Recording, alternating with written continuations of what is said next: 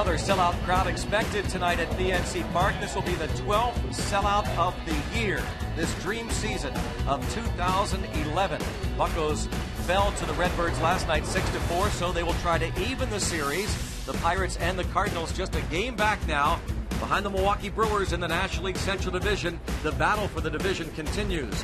Greg Brown along with Steve Blass. So the Pirates fell last night, Steve, to these Redbirds, but still, it's an amazing year as they continue to battle for this National League Central Division title. Yeah, it's a kind of a swirling kind of a thing with 4 teams involved. And, you know, we get carried away so much with the Pittsburgh Pirates this year, and rightfully so, but it's going to be a battle. I don't see anybody really pulling away for quite some time. Well, an interesting lineup tonight, by the way. Chase Darno at the top of the batting order for Clint Hurdle. He'll make his first start in the big leagues as a leadoff hitter. Alex Presley was pulled a couple of hours ago with a bruised thumb. Yeah, kind of an interesting mix, but when you think about it, Greg, we haven't been really scoring many runs, so why not try a different kind of a mix? So this is a very different kind of a mix that they're going to throw against Garcia, and we'll see how it plays out. Maybe this could be a mix that is going to generate more runs, more offense. Well, a team that does generate some offense. We saw it last night, the St. Louis Cardinals, Albert Pujols and company. Of course, he's a Pirate killer, especially here at PNC Park. 4 for 5, Steve. Last night, his 22nd home run of the season, his 27th here at PNC Park. Well, he is a monster. To me, he's simply the best that we have in the National League. I got a little upset with the Pirate fans booing him. I know they want to cheer their Pittsburgh Pirates, but they should really be aware they have a chance to see one of the very best. The numbers that he is putting up career-wise is staggering. Nobody in the history of baseball has ever done it. A Hall of Fame lock, without a doubt. Kevin Correa aims for his 12th win of the season to try and even this series. Can Correa curtail the Cards? Find out here on Root Sports. It's coming up next.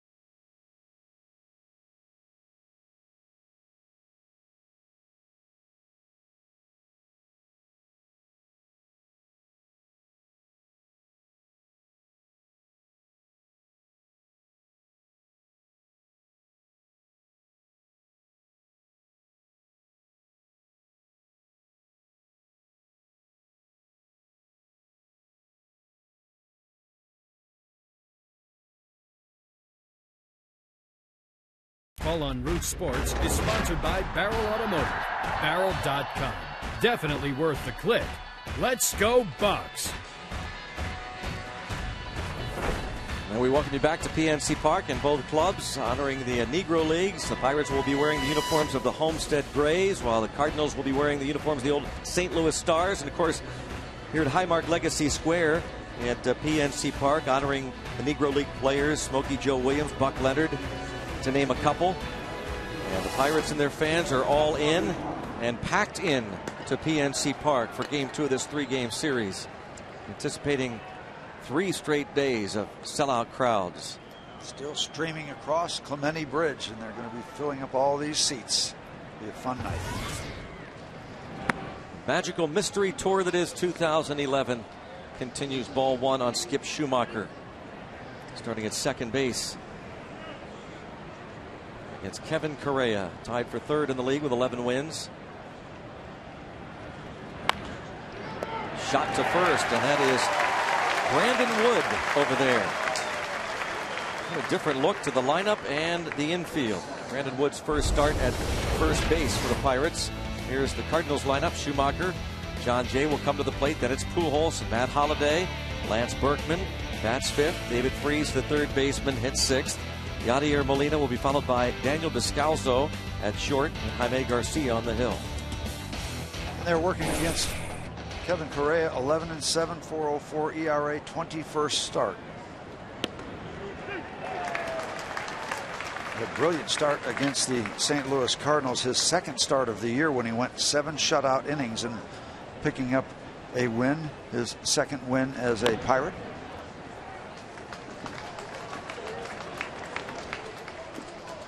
The 2 count on John Jay was 1 for 5 last night. Getting another start. So he has taken playing time away from Colby Rasmus. 0-2 count. Missed. I was in the room with Tony La Russa when he was asked about the center field situation for the Cardinals, and he said simply that John Jay has a hotter bat right now. He has no theme to ignoring Rasmus, but right now he's going with Jay, and Rasmus will get his playing time. John Jay 7 for 19 on this road trip, a 9-game trip that took them into Cincinnati and New York. That'll get you some playing time. 2-2. Bounce back to Correa, and we don't have to tell you how important it is to retire the first 2 men. They're facing the St. Louis Cardinals. Here's the Pirates defensively. Brandon Wood, Chase Darno on the corners. Cedeno and Walker up the middle. Diaz in left, McCutcheon in center. Steve Pearce in right, and Michael McHenry, the catcher. Steve Pearce returns off the disabled list yesterday and was originally in the lineup at first base, but Clint Hurdle had to move things around because Alex Presley has a left thumb bruise. Wow, this is a lineup and defensive alignment, batting order that has really been shook up. Strike 1 on Albert Pujols. 22 home runs now in the year, tied for 3rd most in the league. 59 RBIs. Back with a returning from the broken wrist sooner than most expected. Yeah, that can't even keep him down.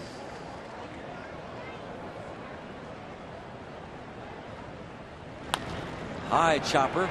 Shortstop Cedeno. A little snow cone and on to first. Well done. 1, 2, 3 go the Redbirds, or in this case the Stars, and the Grays will come to the plate.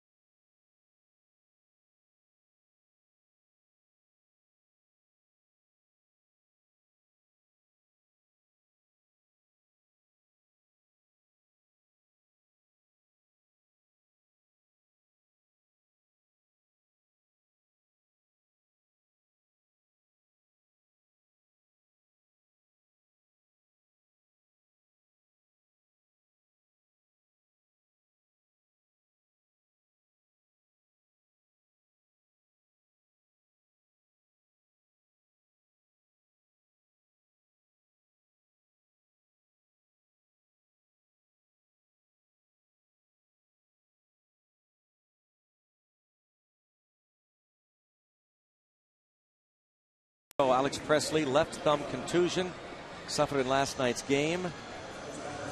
And we understand that it's nothing serious. Meanwhile, look at this. Jose Tabata. I thought he was in Bradenton. I thought so too. Jose Tabata. There's a headline right there. We had no idea. He's on the disabled list, but he's back in Pittsburgh. Okay. Don't know why. We know he was scratched from the Bradenton Marauders lineup for a couple of games because he re-injured his quad, but why he's back here is a mystery. Interesting. Chase Darno. Pop up. And out of play. Now we can speculate because we saw Ross Ollendorf, of course, in the dugout last night, but Ollendorf is going to Altoona. He left today to make a start for the Curve tomorrow. Maybe this means that Tabata begins a rehab at Altoona. No, rehab here in Pittsburgh. It could be too. I don't know. I don't know why he's here. Chase Darno leading off. First time he's led off in the big leagues. Bounces this ball foul. Yeah, and I don't think we want to read too much into this. He's leading off this inning. He may not lead off the rest of the game. So don't fall into the trap, Chase, of thinking you have to be different because your name is at the top of the batting order. And I'd be surprised if he is. There is a man who led off a lot. Hey, look, he looks happy. Give us some info here, Jose. Bounced. Shortstop backhands and throws and will not get Darno. It's a leadoff hit. Good speed, of course. At the top of the order, even without Presley. With the ball on the ground, you got a chance. Right. Don't change a thing. Don't fall into the trap. Hit the ball on the ground and see if you can beat it out. And he did. Scalzo had to go deep in the hole. He did everything he could. Tried for that one bounce throw and wasn't in time. There's that's a man digging for a hit right there. Yeah. A for effort. Good camera work. Chase Darno. What do you want from your players? Preparation and effort. Steve, preparation and effort. Clint Hurdle a couple of weeks ago said, as Cedeno shows bunt, that unsolicited other teams have come up, individuals, managers, members of the organization have come up to him and said, you guys you busted down the line better than any team in baseball. And that's the truth. These guys do bust it down that first base line. And you just love that because if you're sitting in there, you bought a ticket, you deserve that kind of effort 4 times a night. You're in the best condition you could possibly be in. 4 times a night, you can do that. And unfortunately, it shouldn't be a headline, but it is. Right. Toyota lineup. Darno the hit, Cedeno at the plate, then it's Neil Walker and Andrew McCutcheon. Steve Pearce hits 5th, Matt Diaz in left, Brandon Wood, Michael McHenry, Kevin Correa. Toyota moving forward with that Pirates lineup. Cedeno fouled off a bunt try. He has an 11-game hitting streak. He returned off the disabled list yesterday. Facing a very tough pitcher in Jaime Garcia. Yeah, terrific curveball. He keeps the ball down. He gets a lot of double plays.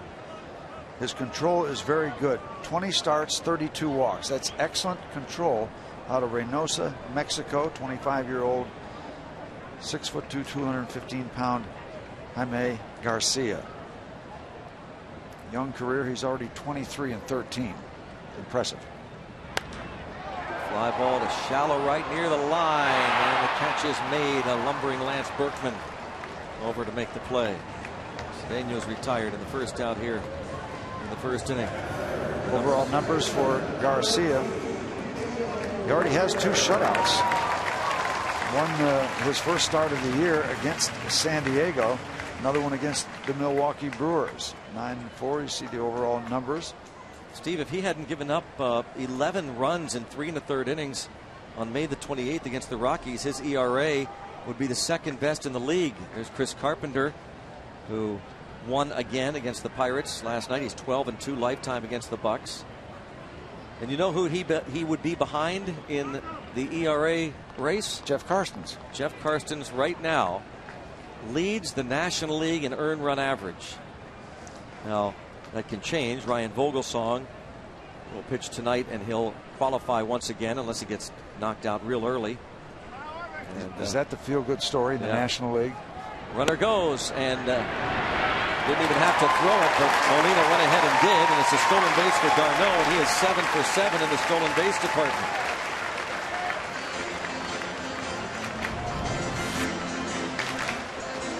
Very good break. Not easy to do against a lot of left-handers, but no chance for Molina, who is one of the best. AGH cam. Shot of d'Arnaud swiping his 7th bag in 7 attempts. We've talked about his fearlessness on the base paths. Neil Walker. Neil, don't hit the ball to Albert Pujols tonight. He smoked 2 balls at Albert, and one right at the shortstop too. Right. He had 3 line drives. He hit the ball as hard as anybody for the Pirates last night. Bucks had 11 hits. I talked to Chris Carpenter about that. He said Neil Walker is a player, and that's pretty good praise for somebody that's been around a long time and is a very good pitcher. 12-2 now lifetime against the Pirates in 17 starts. 2-1 the count on Walker. I asked him, I said, you're a little feisty for an old timer. What was that all about? And he said, yeah. He said, I thought I was getting squeezed a little bit, and then I got excited in the heat of the ball game. Didn't apologize for it, but yeah. Las Diaz was hearing it really from both sides. He's now the third base umpire tonight. 2-1 count as the Pirates try to strike first. And a fly ball to center. Shallow. Short center. Shortstop out and makes a fine catch to Scalzo.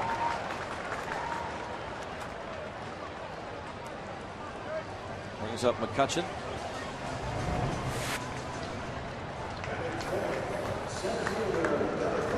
Another look. And the shortstop going out, and I don't think Jay's going to make that play. Scalzo saves 90 feet, but d'Arnaud couldn't go anywhere until he was going to find out the results of that little pop-up. So Andrew McCutchen now, and Molina will go out and talk with Jaime Garcia. McCutchen hitting .282, was 2 for 4 in last night's game. And do you think this discussion might involve a little bit of the subject? Do you want to pitch to McCutchen, or maybe be real careful and try your luck against Steve Pearce? Or on the other hand, it might just be a discussion of exactly how they want to approach McCutchen and not even bring Pearce's name up, who's in the on-deck circle.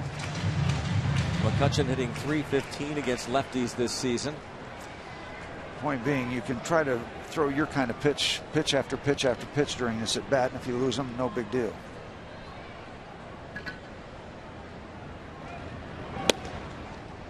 Ball 1.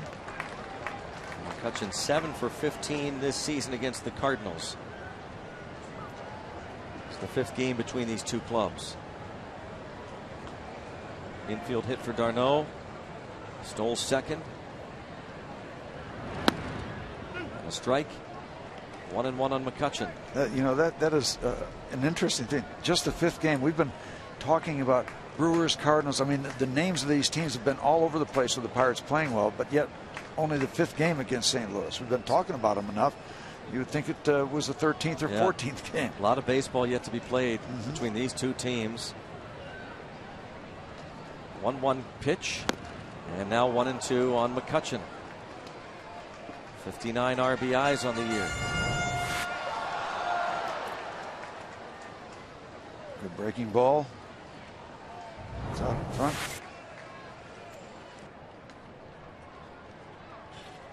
Tony La Russa's Cardinals. Record now of 52-47. Struck him out looking. Jaime Garcia gives up the infield hit. Leaves a man at second base. 0-0 after 1.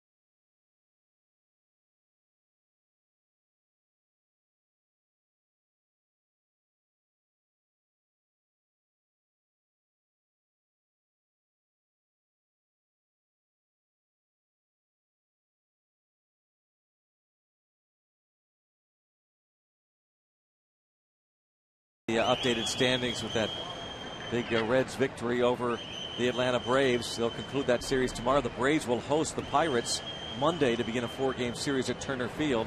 Meanwhile, the Milwaukee Brewers tonight will be in San Francisco. We mentioned that Ryan Vogelsong will start for the Giants against Randy Wolf of the Brew Crew. Pirates trying to take care of business here. Matt Holliday against Kevin Correa. Line to right. And Holliday will head to second base. And he's there with a double. Came in tied for 5th with his .312 batting average. See, he was left off the party last night. You see the strike zone by Range Resources. Pitch out away. He goes out away with it. I think he was 0 for 5 last night. 0 for his last 10. So he singles to right field, or doubles to right field to start the second, and now it's Lance Berkman. Cardinals' .268 team batting average is the highest in the National League.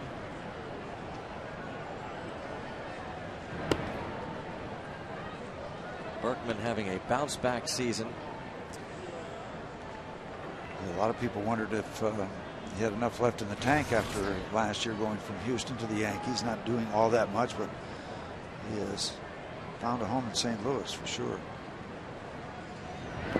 Again, in talking with Clint Hurdle yesterday about this organization and how good they are, Steve, in their scouting and player development, their coaching, their managing. Just another example here. Lance Berkman, many thought he was finished. Not the Cardinals. This is quite a trio. Pujols, Holliday, and Berkman. And I asked Tony La Russa in my interview with him that's going to be heard on the radio tomorrow about this trio. And he said they should be strong. I asked him about playing them every day. They've all been around a while. He said, you know what? They haven't played all that much together this year. Pujols was hurt. I think Holliday missed a little time.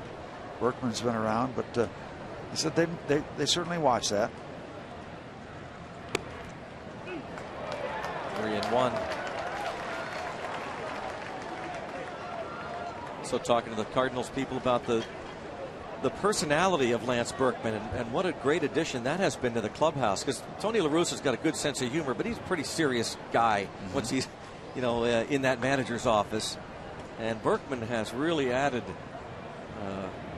again a nice personality, and it's been a great addition to their clubhouse, let alone their lineup. Follow the Pirates with the MLB.com at Bat 11 app for your iPhone, iPad, Android, or BlackBerry. Get live audio, pitch-by-pitch tracking, video highlights, and more. Text at Bat to 31826 or visit Pirates.com for details. Well, the perfect balance you'd like to have in your perfect ball player would be a guy who is serious about his craft, but never loses track of the fact it is fun. It's a baseball game. And when you can balance that and have a little feel for both sides of that whole scenario, it helps you get through a season, a long season. You have a little perspective, and it helps you not take yourself too seriously, but yet be serious about your job. It might be a thin line to walk at times, but it's a good mix. But as always, you have to have the numbers too, right? Well, you got to produce. Yeah. Nothing's fun if you don't produce. That's right. So I'm talking about a guy like Berkman, lighthearted personality in that clubhouse, and of course when he gets between the lines, he's having fun, you can tell, but he's serious about his craft. It's all well and good, but he's batting 200 with a homer and 5 RBIs. Nobody's laughing. No, exactly right. 1-0 count on David Freese, and now it's 2-0. 2 on, nobody out. That's Kevin Correa. He's following behind David Freese. Correa was talking about how toward the end of the first half of the season, he was talking about him going to the All-Star game, the Pirates trying for first place, and he thought that maybe that caused him to press a little bit. Fly ball.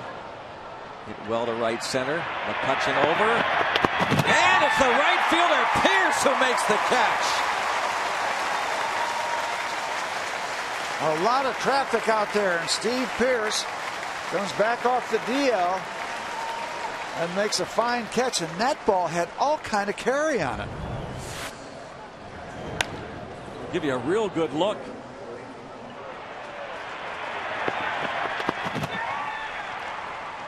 He didn't quit on it. I don't know if Andrew gets to that ball, but Pierce does, and they come away with the baseball. How good a look does AGH camera give you? Great. Spectacular shots. So it's first and third with one out. The batter Molina, who has hit into a bunch of double plays, 14. That's tied for second in the league behind his teammate Albert Pujols, who's hit into 22. You know, last night we had a similar type of a play over by the scoreboard where Garrett Jones went up and had a chance to make a spectacular play. It didn't happen. But very similar, Steve, too, because there was more room between the player and the wall. Yep. Just like that. Pierce had a little bit more room, you saw. Made a nice catch. Garrett Jones not playing against the lefty Garcia. Strike two. Yadier Molina, 3 hits last night, including his 6th home run of the year. Range Resources strike zone right there. And Wally Bell rings it up.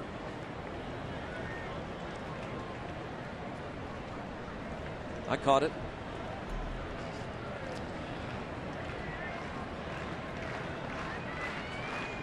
Looking for a ground ball from Molina. Liner, center field, 1-0 St. Louis on an 0-2 pitch. You know, you talk about how much Albert Pujols tortures the Pirates. Yadier Molina tortures the Pirates. Tortures us. His share of hitting clutch situations against Pittsburgh. Not nearly far enough in. If you want to go in, you got to go way in when you're in front 0-2. Not that Kevin wasn't trying to do that. Molina, .330 career hitter against the Pirates. Well, it's 1-0 St. Louis, and it's Daniel Descalso, the shortstop.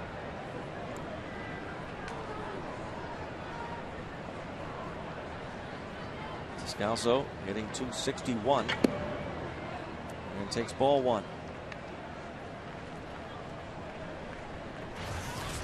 Last time out for Kevin Correa in Houston. Was in line to pick up a win, but just went 6 innings. And it got away from the bullpen. Comes up as a blown save. Now, but keep heart, folks, because Kevin Correa has averaged almost 6 runs of support when he's out on the mound for the Pirates in his starts. Don't say that to some of the other Pirate pitchers. They have not gotten that much. So follows in form. Bucks should be able to get him some points. On deck batter, the pitcher Garcia. 1-1 count, 1 out, a run in. A ball and 2 strikes. Mulholland gave up those runs, Steve, early, but he gave them 6 innings. He battled, as he always does. Yep. 2 two-run homers, Pujols and David Freese.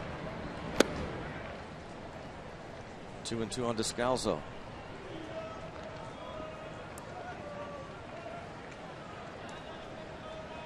Trailing only Mike Leake, Ivani Gallardo, and Jaime Garcia. Where have we heard that name tonight?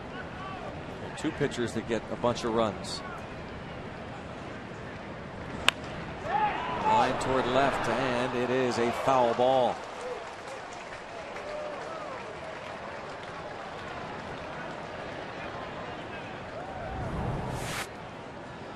Not by much.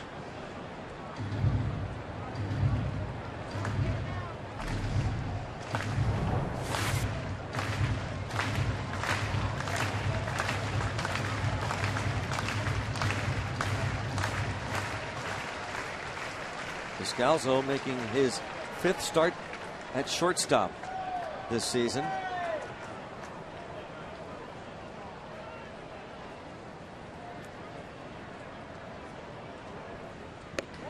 Full count. You know, again, in talking to Tony La Russa about his ball club this year, he said to me tonight that he feels this ball club that he has this year has shown as much character as just about any ball club that he has managed. consider first half of the season like 14 or 15 people on the disabled list. Just beat up, and they're hanging in there. Line to right field, a base hit, and the runners were off on the 3-2 pitch, and it's first and third, a 2-0 lead for St. Louis. Berkman scores, Molina to third.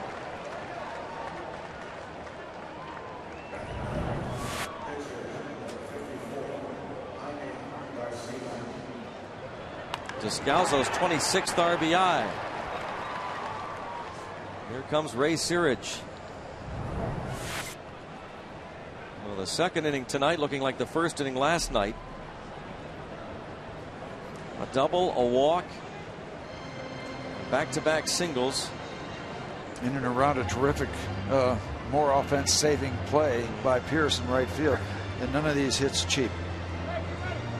Correa had a spectacular month of April with a 2.90 ERA. Went 3-2 the month of May. His earned run average was 4.15. That is 4.46 in June, winning 3 games. This month it was 3 starts, July 3rd, July 9th, and July 17th. A combined earned run average of 5.74.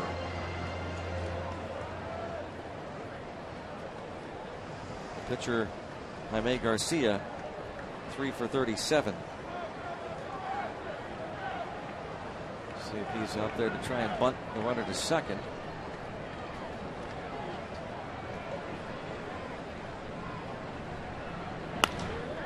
Nope.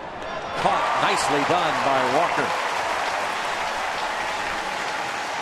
Had to time it perfectly. Another saving play. This inning could have been completely out of hand, but a couple of above average plays.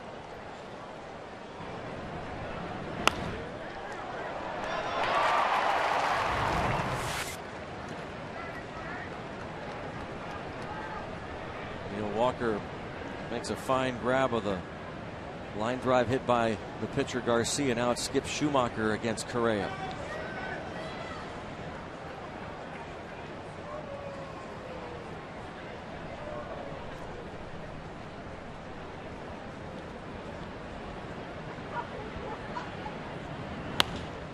And another nice grab. Wow. Brandon Wood. Wow.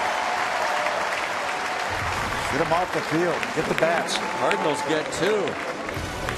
Could have been more. Into the bottom of the second.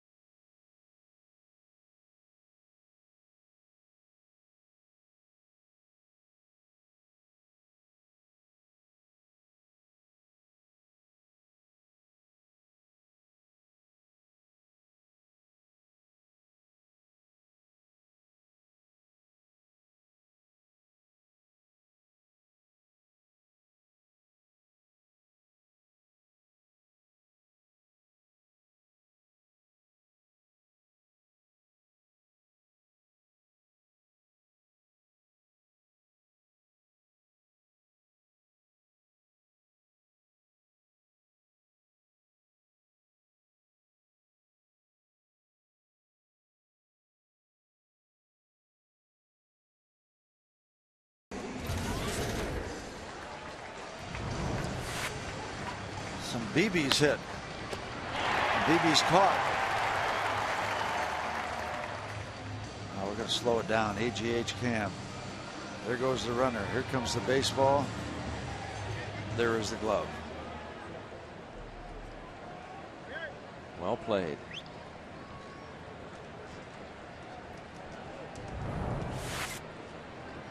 Here's Steve Pearce. Long, frustrating season for Steve Pearce. Reinstated from the DL, that strained right calf.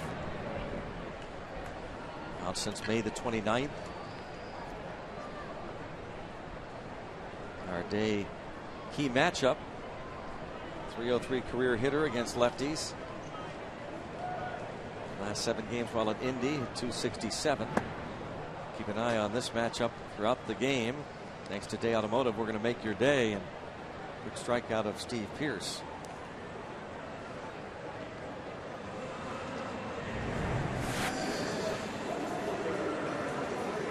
Goes downstairs, takes a little something off. Quick work.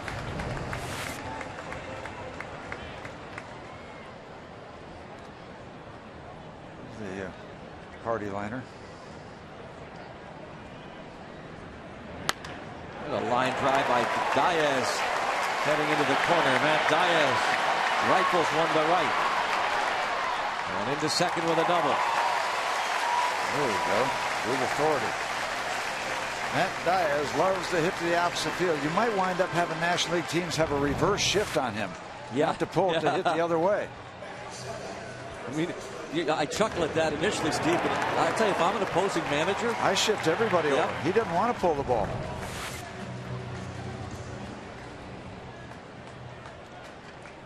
And nothing cheap about it either. No. Not conceding just to try to push the ball over there. That ball had some sting on it. Brandon Wood now. 215 hitter. And this will allow Diaz to move to third. You don't see that very often from Yadier Molina.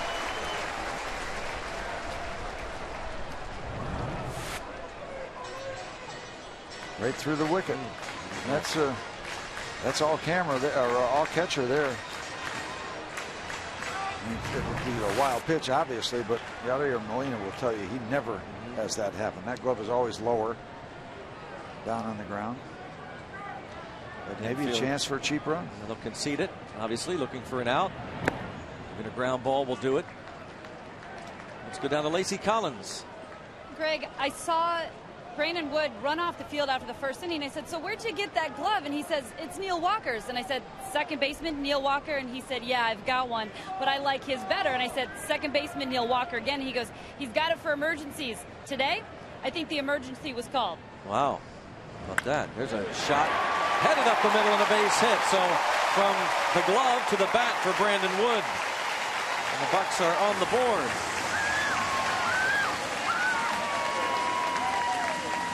Yeah, that's a nice answer right there. Yep, indeed. Proving once again you can do it with the glove and the bat. And Garcia almost picked that ball off. That was very close. Being a great stop by the pitcher.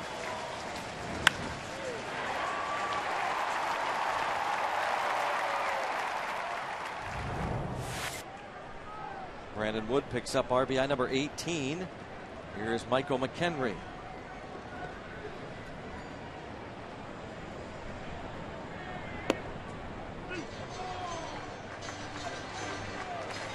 Righty after righty after righty after righty coming at Garcia.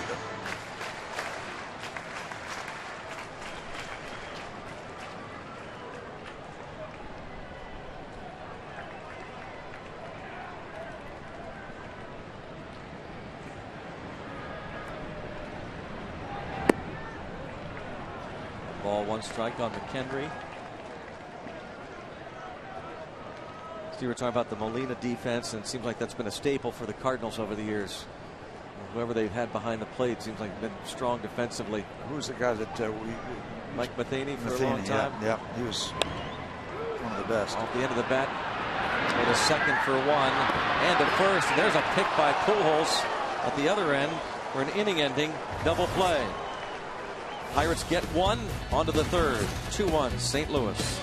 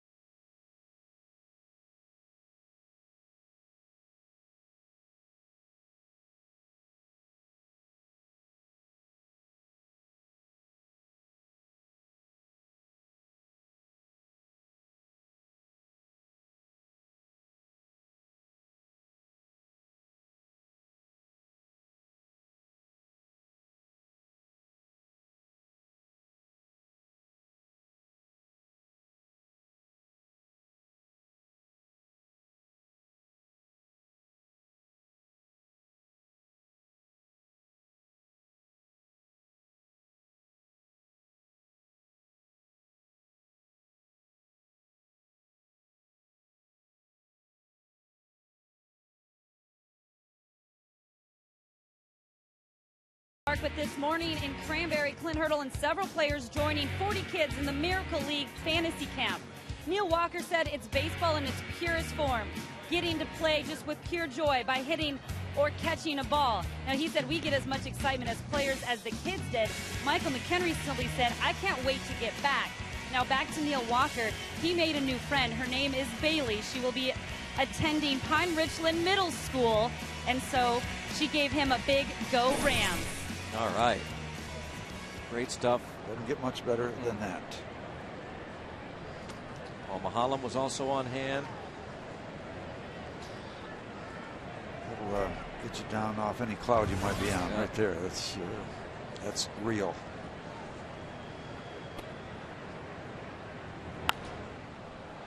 John Jay fouls this ball out of play. Going to open up another Miracle League field before too long. Pirates Charities continues to help out with the different fields in the area. Another one in West Virginia, Bradenton. That's some ceremonies in Upper St. Clair this year, early on in the season. 1 ball, 1 strike. The count on John Jay. Bounce back to Correa in the first.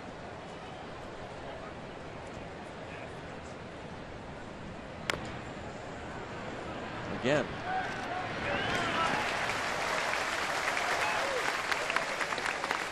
The ball goes like that, you automatically think he might have fouled it off his foot.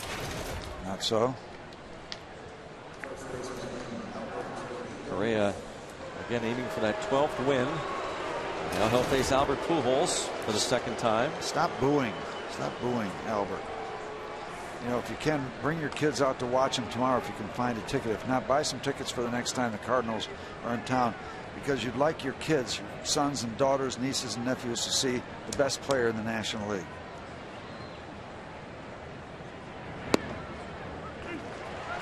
These two teams will meet, as we said earlier, a couple more times here at PNC Park, middle of August and middle of September. 2 3-game series. Line foul. You know, Greg, I had a chance to have a nice talk with one of our favorites, Mark McGwire. We all know what he went through, but we also know something about the character of Mark McGwire. Talking to him about Albert Pujols, one of the things I took out of the conversation, and by the way, Mark McGwire is not a figurehead. He knows about hitting, and he talks to Albert. Albert talks to him. It's not just having a name of Mark McGwire around. The ball bounced comfortably to second base. 2 quick outs. Pirate pair will be riding a motorcycle across the state from Philadelphia to Pittsburgh. Second annual Cruise for a Cure to raise awareness and funding for prostate cancer research. The journey starts this Friday, concludes Sunday the 31st. Parrott cannot do this alone. Support his cruise by donating or pledging money. To donate, visit pirates.com/cruise.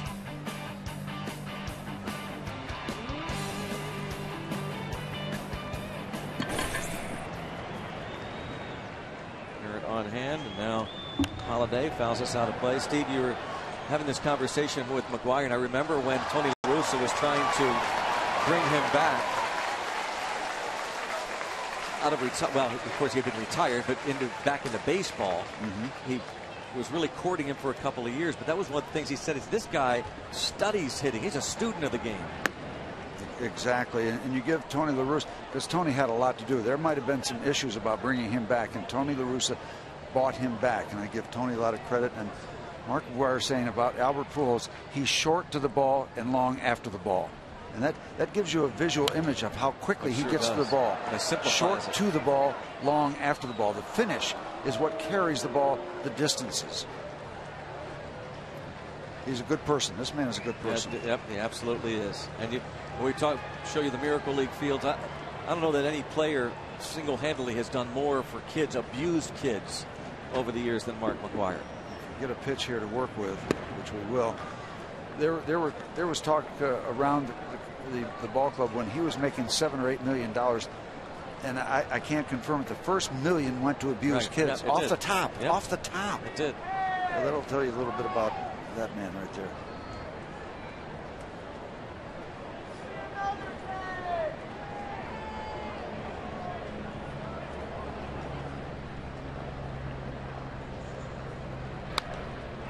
Whoa, look out. Parrott on his toes.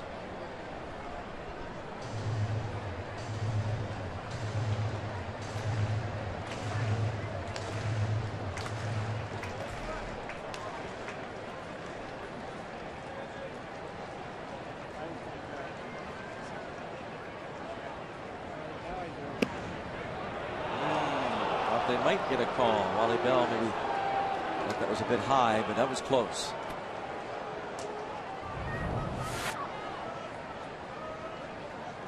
Range Resources. Was a strike. Strike zone says could have rung him up.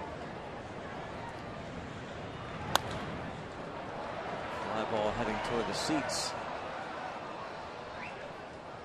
Remains 3-2.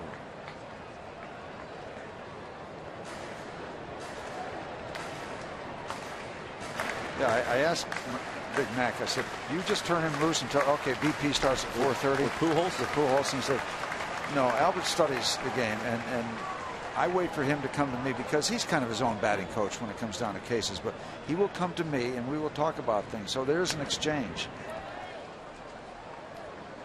And of course, La Russa loves to talk about the Pujols work ethic. Oh yeah, in all facets of the game, and the pride in his defense. Yeah. I mean, he's watching every night, one of the best, and that's a treat. That's a bonus for a manager. And Tony's a baseball fan. I mean, there are a lot of people that have a lot of different opinions about Tony La Russa, but he is very much involved in the game.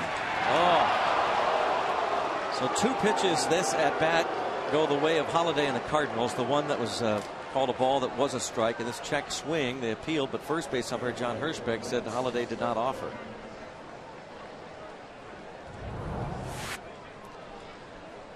Check this angle.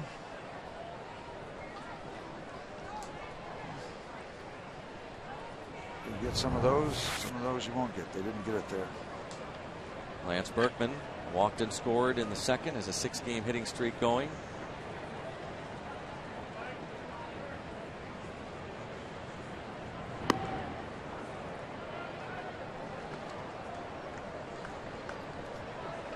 With this day and age, you just don't see many lineups that have 3 boppers like these guys do, these Cardinals. This is a stronger trio. Baseball has changed. Yep.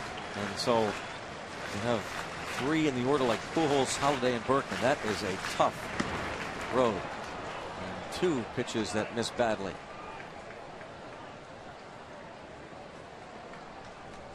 Correa get a visit here from Michael McHenry.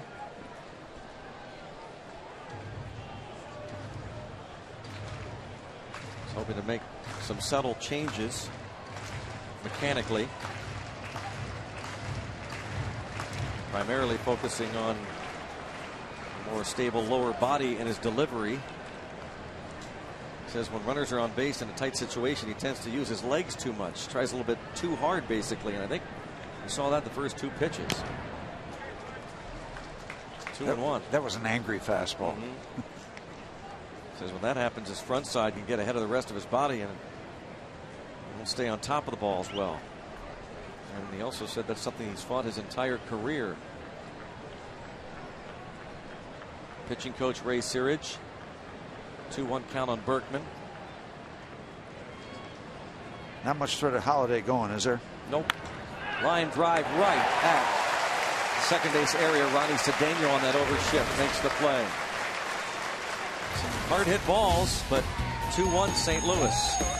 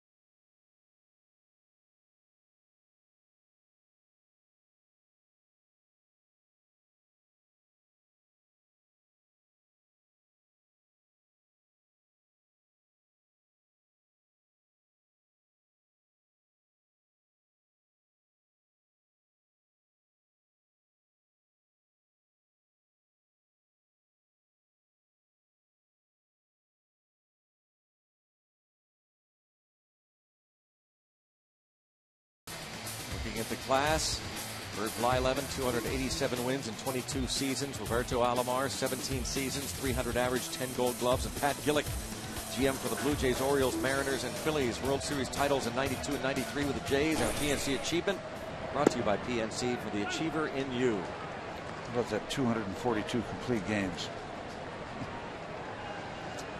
To the anguish of some of his managers. Bert didn't want to come out of a ball game. Well, Pirate fans, Steve, who've been following this team for many, many years, know that Blyleven, the reason he was traded to then Siberia, Cleveland, was because of his disagreements with Chuck Tanner. Yep. He wanted those complete games. He did. Tanner basically said, we're gonna do what's best for the team, and if that means we're pulling you, we're pulling you. But we'll never forget this complete game. One of the greatest curveballs you'll ever see to Cesar Geronimo. 3-game sweep, best of 5 National League Championship Series over the Reds and Three Rivers. Bert Blyleven helping pitch the Pirates into the World Series. How about that curveball and the curveball of left-hander Rod Scurry? Oh, a couple of Pirates that had terrific curveballs. Scurry had one of the best.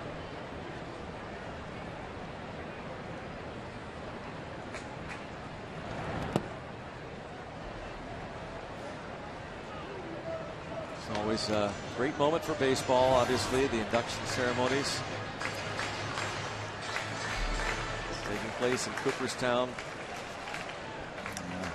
I still thank the Pirates for helping me to get to Bill Mazeroski's induction on an afternoon that was almost as hot as yesterday's up in Cooperstown, 2001. Thanks to you, I was sweating all day. Kept me out the night before in Denver, Colorado. Well, I wanted to go over your itinerary. Yeah, you sure did. Darno is retired. Couple of ground ball outs against Jaime Garcia. Freeze to Pujols. 2 down, brings up Cedeno.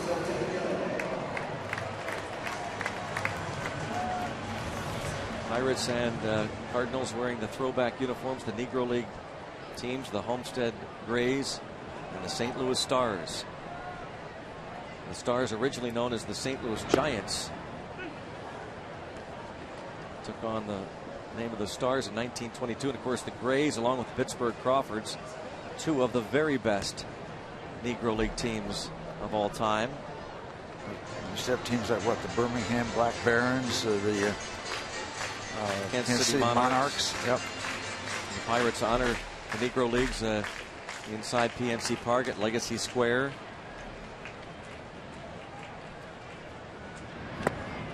One ball, 2 strikes. The other Molina's got a little springboard in his glove tonight. Gold Glover talking about the fact that over the last 20 years or so, these Cardinals backstops have been Gold Glovers. We talked about Matheny, before him Tom Pagnazzi.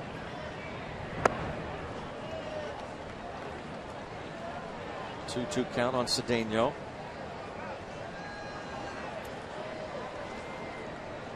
What an ambassador the Negro Leagues Buck Leonard was, huh? One of the best. 3 ground ball outs. On to the 4th. 2-1 St. Louis.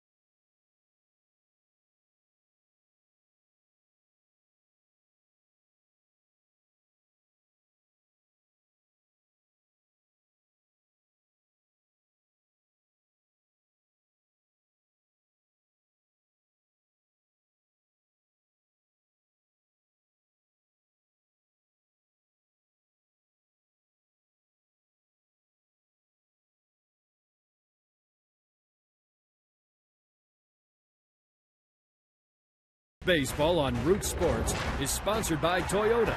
Buy right the first time and save more. Visit your local Toyota dealer for details. And by AT&T. Let's go Bucks. And our AT&T Mobility trivia question involving Albert Pujols. 27 homers at PNC Park, most of any visitor. Which two players are tied for second? This ballpark opened in 2001.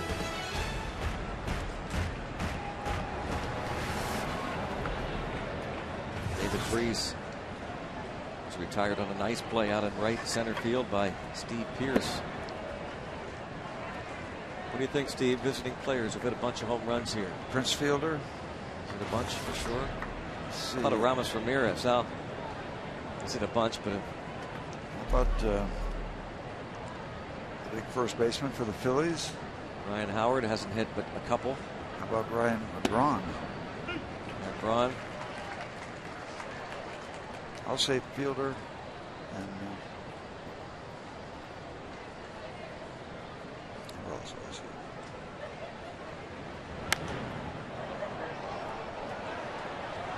Out of play. Well, you got obviously you're on the right track. It's got to be a National League Central Division club. You wonder if Berkman's on that list.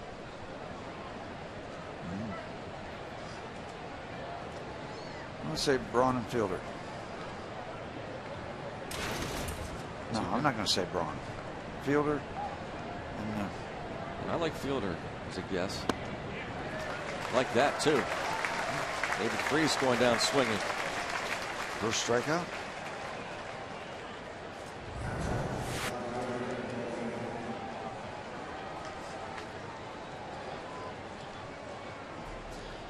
A wave.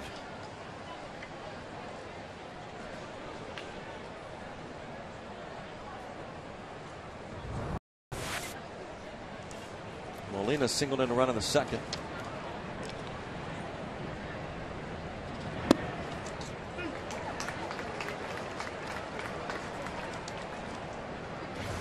Giving him 34 RBIs this season.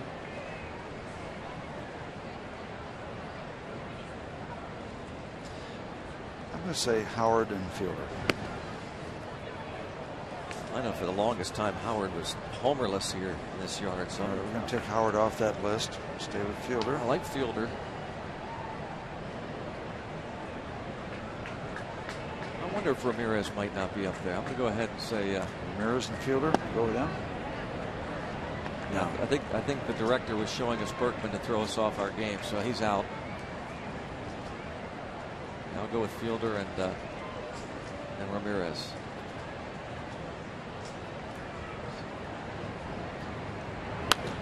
Ground ball to third, scooped.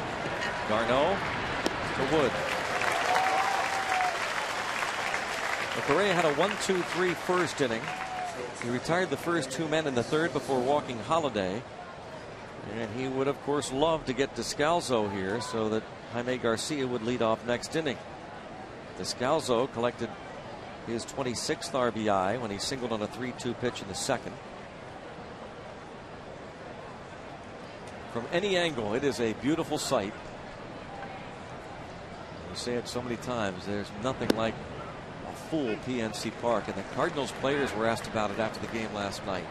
Berkman, even Chris Carpenter and Pujols about this atmosphere, how great it is to see. Mark McGuire was commenting on it today. Good for the city and good for baseball. Allegheny General Hospital Rotunda filled up. We keep talking about so many kids that have just heard about good baseball from parents and grandparents that are tugging on the parents' sleeves. Hey, take me to watch these buckos. That's what Walker. That's a win. Neil Walker was saying that you're starting to see more of these youngsters. You know, pre-teens, teens. That's when you've really got it going right. When the kids want to come out and see your buckos.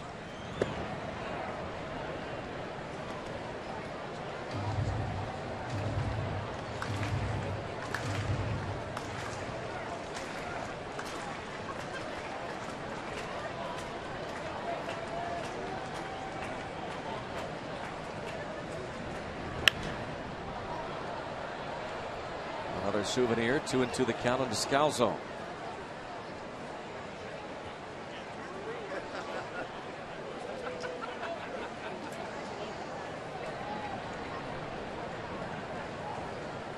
Will be the 12th sellout of the season, followed by 13th tomorrow.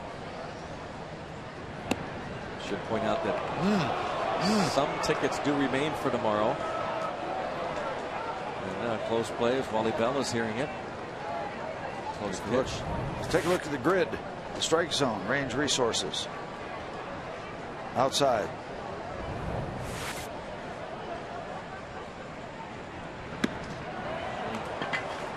What you have to understand too, when we have that camera behind the pitcher, he's on the shortstop side.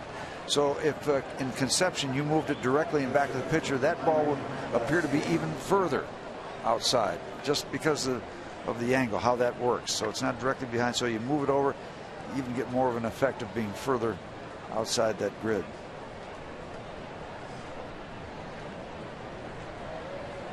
And Hurdle hoping that Correa wouldn't face Garcia here in this situation, but Garcia, who lined out to Neil Walker in the second, takes strike one. 2-1 St. Louis, 2 outs in the fourth, middle game of this 3-game series. Belated happy birthday wish to Paul Dacey. Yeah, right. 86 years old, still going strong. He is a stud. He just keeps on trucking. We just call him E. Yep. The Big Easy. Fly ball to left coming on. Diaz makes the catch. Move along to the bottom half of inning number 4 at PNC Park. 2-1 St. Louis.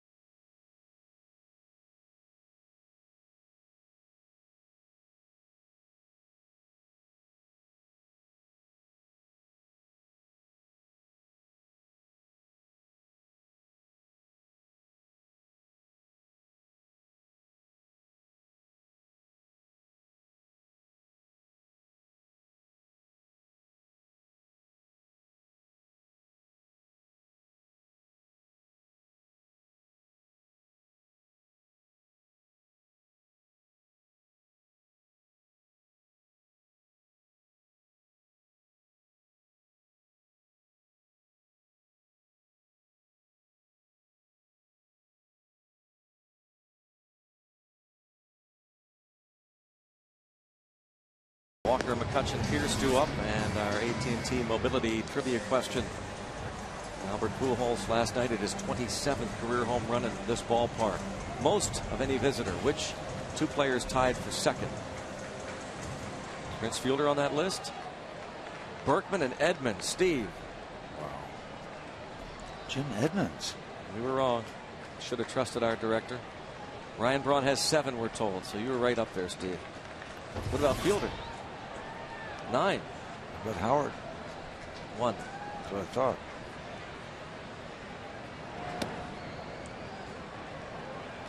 Neil Walker starts off this 4th inning. Popped up in the first. Walker, McCutchen, Pierce. Well, you got yourself a 2-1 ball game going into the middle part. Any opportunity you have, you've got to cash in. It doesn't look like there's going to be the kind of offense or the kind of hitting that we saw last night. So you're within one, you get an opportunity, you got to cash it in. It doesn't look like you're going to get a whole bunch of them tonight. Be on the lookout.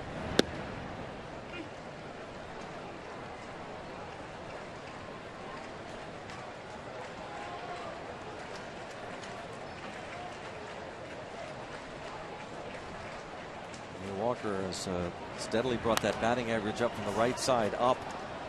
Was hitting .236 the start of the day from this side of the plate. Just over a month ago, he was hitting only .198 as a right-hand hitter.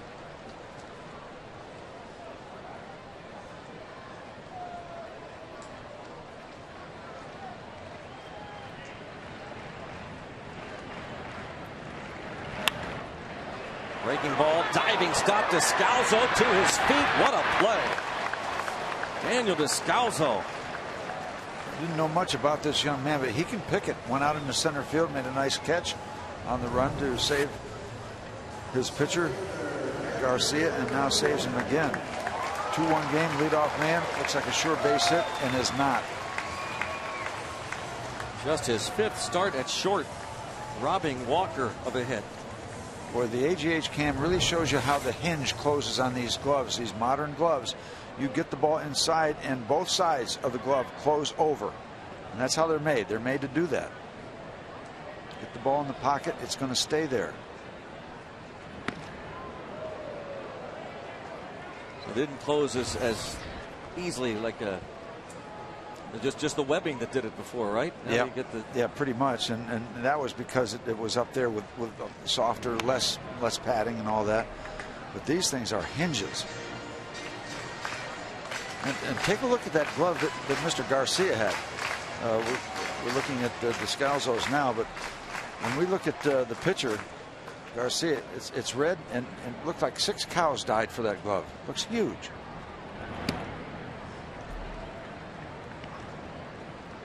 Struck out McCutchen looking in the first. He can afford it. $27 million 4-year extension earlier this month for Garcia. And he has won 23 games in the big leagues. That's how much they think of this 25-year-old 22nd round pick in 2005 out of Sherryland High School in Mission, Texas. And lost all of 2009 to arm miseries. In effect, lost the whole season. Comes back in what is his rookie year last year, goes 13-8. Made his big league debut against the Bucks. If you've got a question for Steve Blass, now's the time to ask. Grab your cell phone, text the keyword booth, followed by your name and your question to 412-412. He may answer it on the air later in the game. Remember, message and data rates may apply. Do I get any of those data rates? No. Good. I answer the question. I should. Again, no. Strike on Steve Pearce.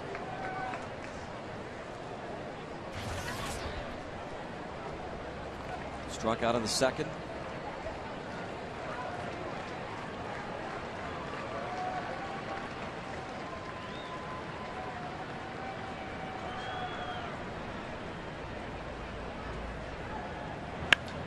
Bounced sharply, but the third baseman Freese turns this into a double play. 5-4-3 and 4 complete at PNC Park. St. Louis up by 1.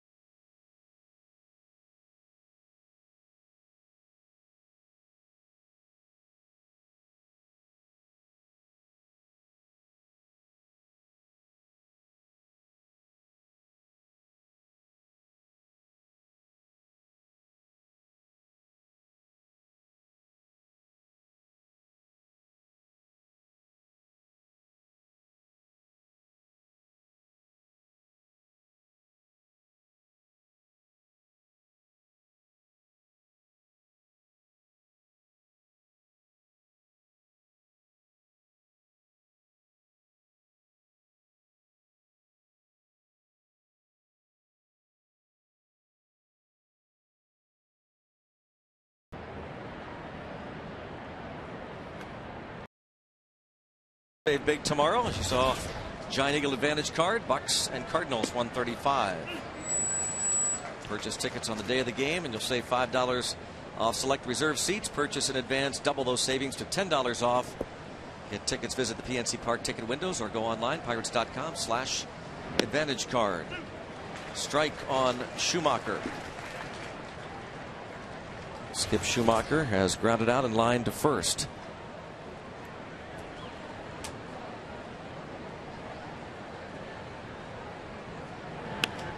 And just soft serves this one into left. Leadoff hit. Once again, you don't have to tattoo the ball every time to get some action going for yourself. Pitch down and away, way down, way away, and just gets enough of the bat on it to send it over the head of Chase Darno.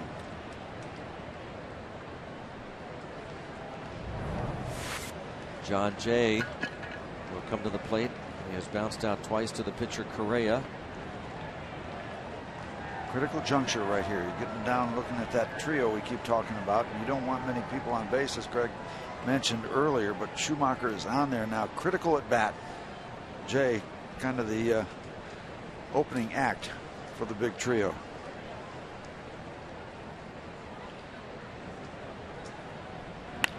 Ground ball, but a base hit into center. And it'll be first and third. Well, McCutchen throws it toward third base, but no chance. Schumacher easily into third base, and now first and third, nobody out for Pujols. Keep in mind, Greg mentioned that he has hit into 22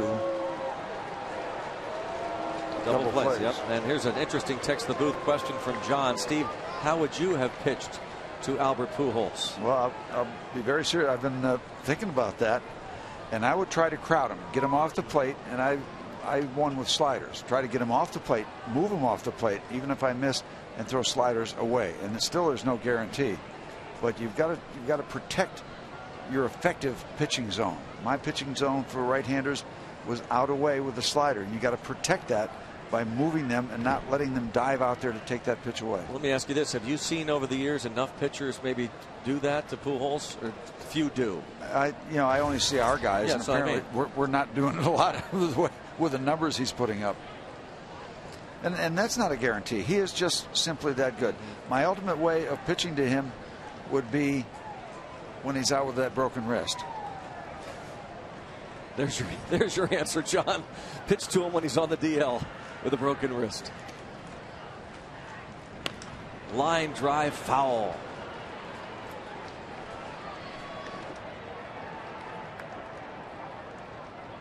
Let me just point out here where that pitch was that he pulled foul.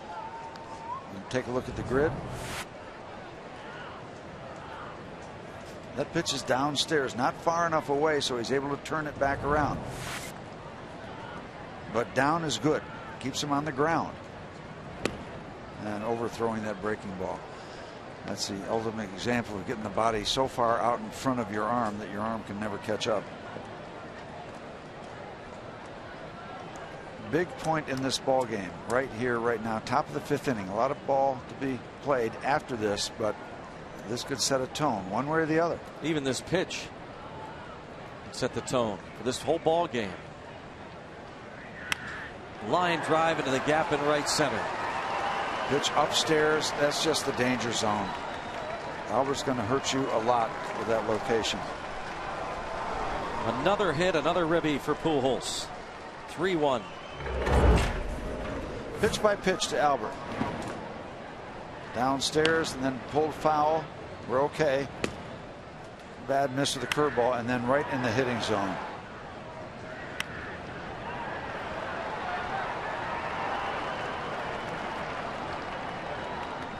You may get away with that kind of pitch once a year against Albert. Albert Pujols approaching 1,300 runs batted in. Talking short to the ball, and then look at the big finish. Short to the ball, long after the follow through. Carry. Activity in the Pirate bullpen. Just an amazing, amazing career. Just phenomenal numbers. And he's still just 31 years old. Big question in St. Louis, will he be wearing a Cardinals uniform after this season? How could you not pay him a boatload of money? Well, he'll be paid a boatload. Who pays it is the question, right? Why wouldn't the Cardinals? I can't conceive of any doubt. It'd be hard to imagine. Think of the him tickets. Not playing in St. Louis. Think of the tickets he sells night after night. I think know they draw good anyway. Well, yeah, but think of the tickets other cities would sell if they. That's the bidding war that's going to take place. Because everybody, I mean, any teams that can afford them, they're a handful. Just dreaming of what he would do to their lineup. Nobody out, first and third. Infield looking for a double play ball. Matt Holliday has doubled and walked and scored. See what this does when the number 1, number 2 guy get on in front of these people? It just opens the door and activates an opposing bullpen.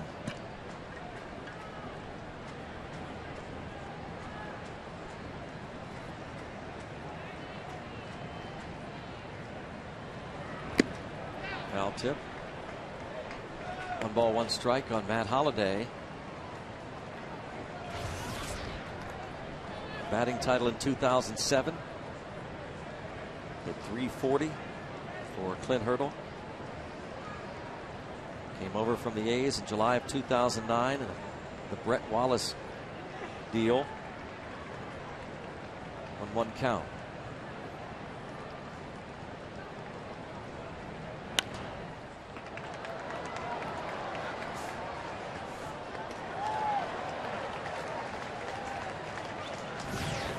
Is Daniel McCutchen loosening in the bullpen. You think about the hitters over the years that the Cardinals have added in trades, summer deals. We just mentioned Holliday. Remember Mark McGwire? He was acquired from Oakland. Oh yeah. Jim Edmonds coming over from the Angels.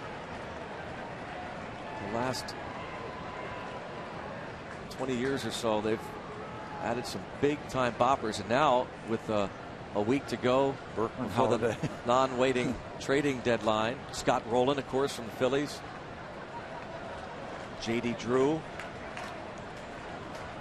Well, Berkman was signed over the winter, but as we approach the non-waiver trading deadline a week from tomorrow, now the question is, are they going to add, maybe for the first time in a long time, a pitcher? It would seem that the Cardinals have one area of weakness might be that rotation and even the end of their bullpen. An ERA of .393 at the start of the day. Team ERA about in the middle of the pack. Kyle Loesch was a question mark as to whether he was going to be able to go tomorrow. They say he's all right with that inflamed right middle finger. Had an injection the other day in St. Louis. He is apparently going to be okay to go tomorrow. Kyle Loesch, tomorrow afternoon starter. He opposed by Charlie Morton. Dave Duncan, the pitching coach. He's been by Tony La Russa's side for many, many years.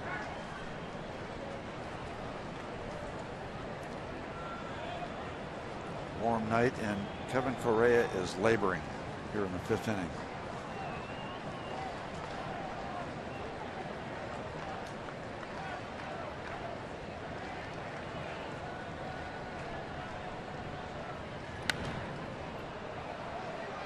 Going to reach the seats. Stays 2-2 on Holliday. You're just trying to think of any way to get a ground ball, double play, to clean it up, or a strikeout to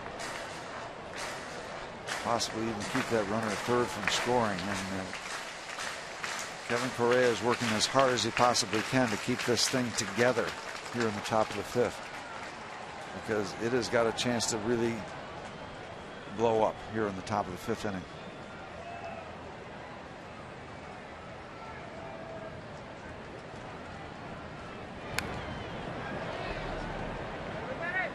Still 2-2. And this sounds funny, but every good pitch you throw in this kind of situation gets you closer and closer to throwing a pitch that can't possibly measure up to all the good ones. And it's just a simple equation. Trying to get him to chase upstairs, swing through a pitch that is out of the zone for a strikeout.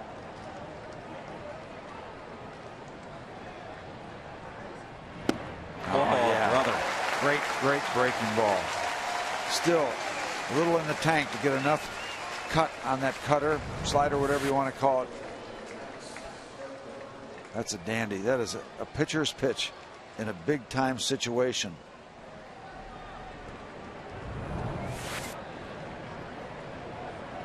Now, if you could get a ground ball, Berkman does not run very well, but he doesn't hit a lot of ground balls. He's got that uppercut swing.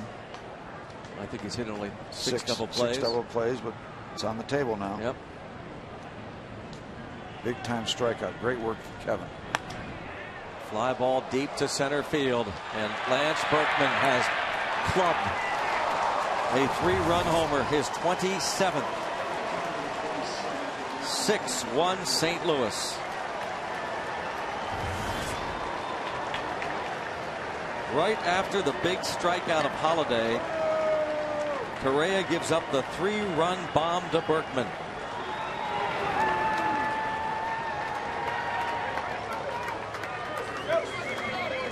We talked about this trio. That is right down Grant Street. National League leader in home runs. Gives him 69 RBIs. That's 4th most in the league. Another PNC Park home run for Berkman. So he is now 2nd behind Albert Pujols all time. What a comeback season for Lance Berkman.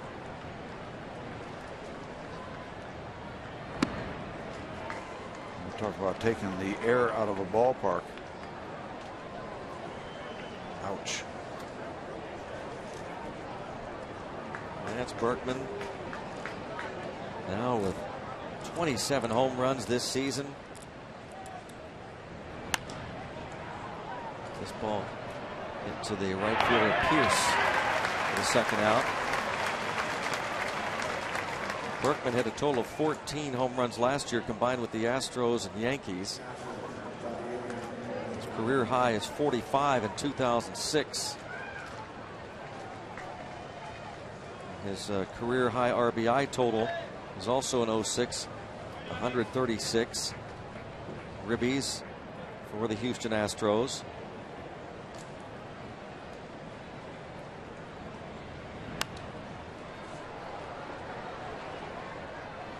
Berkman among the all-time league leaders in home runs among switch hitters, 354 now for his career. Mantle, Murray, Chipper Jones, and that's it. Lance Berkman. Mantle at 536. Eddie Murray with 504, and Chipper Jones 444.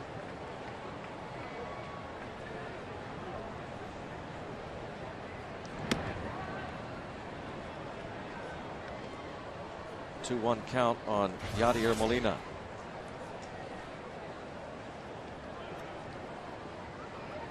You just wonder if he doesn't get Yadier Molina, if Clint would come out and get Kevin. Probably.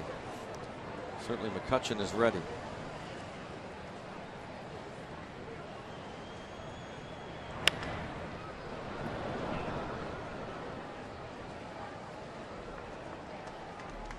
Tough lineup.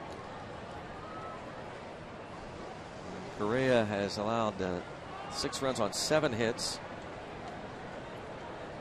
The Cardinals pound up about 15 or 16 hits last night. 15.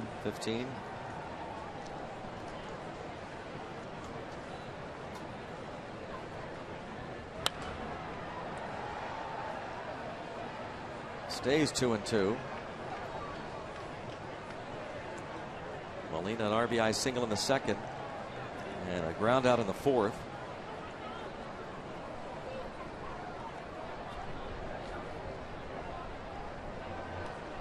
The line for Kevin Correa. Last time out in Houston went 6 innings, gave up 3 runs.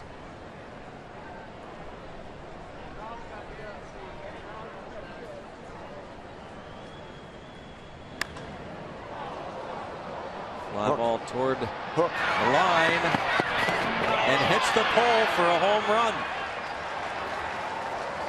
Yadier Molina's 7th. And the Cardinals have put a 7th spot on the board.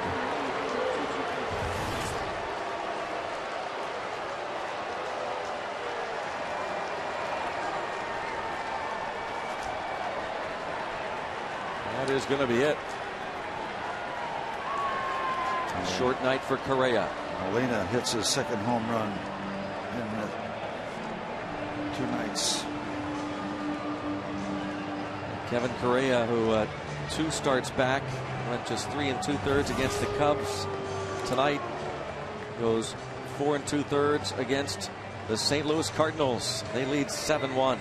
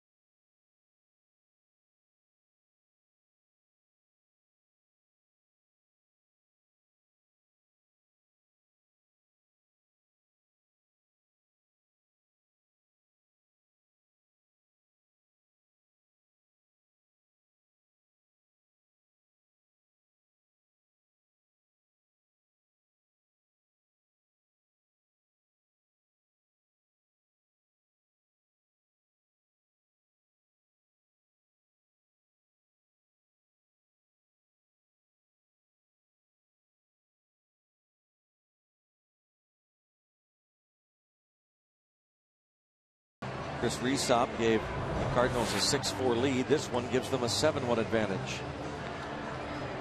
He continues to torture Pirate pitching.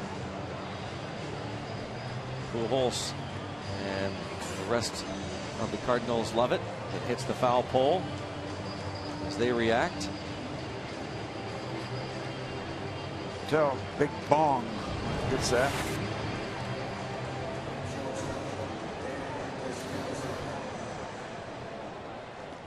Daniel McCutchen. Scoreless 7th last night as he came into work to 3 batters. That gave up the single to Albert. Got a double play off the bat of Matt Holliday.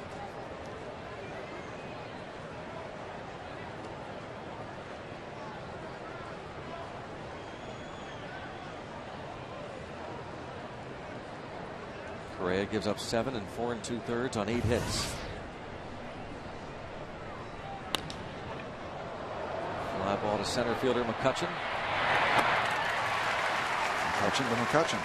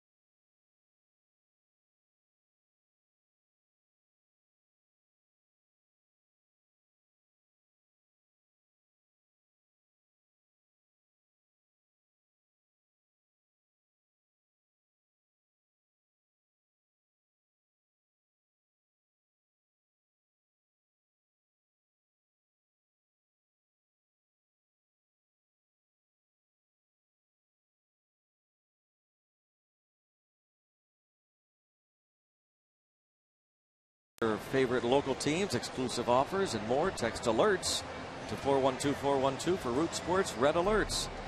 Message and data rates may apply. Well, revolt and development in the top of the fifth, 5 in the fifth for the Cardinals. And on the other side, Jaime Garcia has given up 1 run on 3 hits. Looking for his 10th win.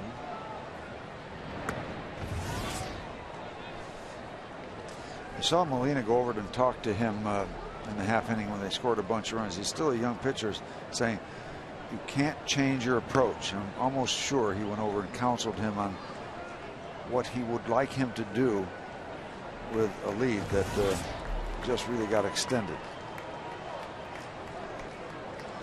He has been efficient.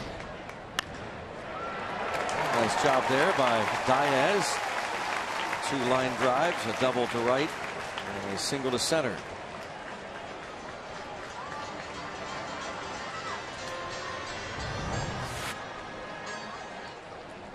As far as I know, there's no law against comeback, so let's have 5 innings to work in that deficit. Has to start somewhere.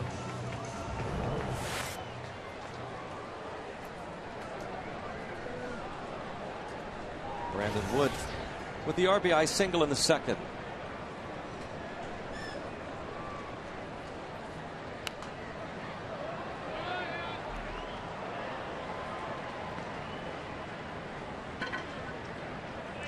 Garcia came into this game with 106 strikeouts in 124 innings. Very good.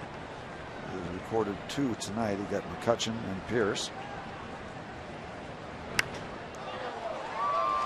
Just missed it, but he missed it.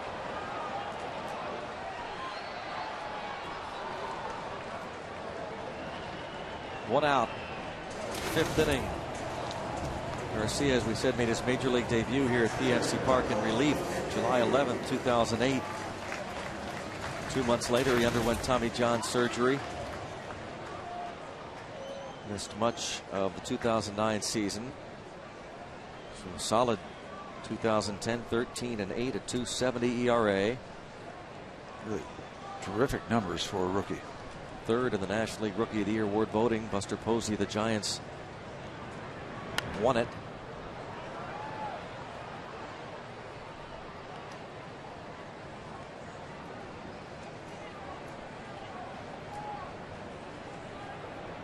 Garcia really one dreadful outing this year. May 28th at Colorado. They kept him out there.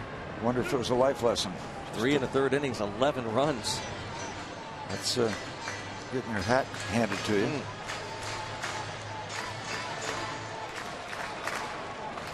Yeah, take that 11 spot out of the ERA, and you get an idea how good this young man has been. Takes care of Michael McHenry. So Xavier Paul now will bat for McCutchen.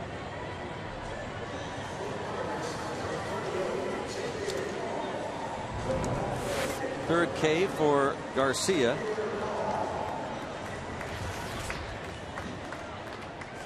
Paul with just 2 hits and 24 at bats as a pinch hitter. He's been much better in the starting role in terms of the batting average.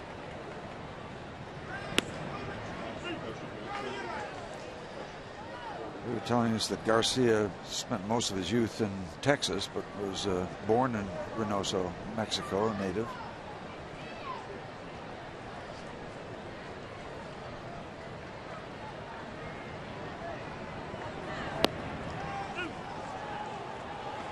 And quickly out in front, 0-2.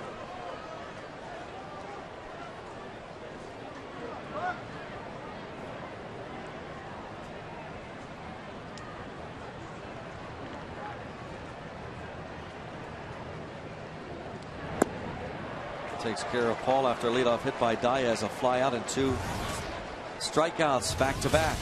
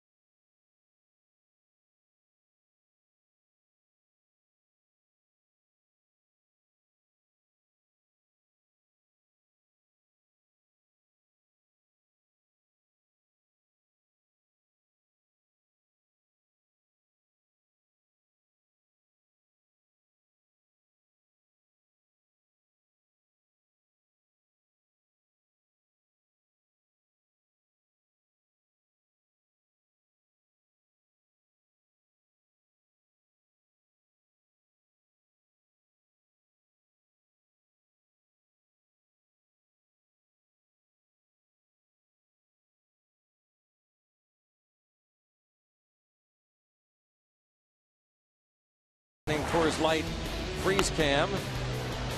Up to get the line drive hit by Jaime Garcia in the second is Neil Walker.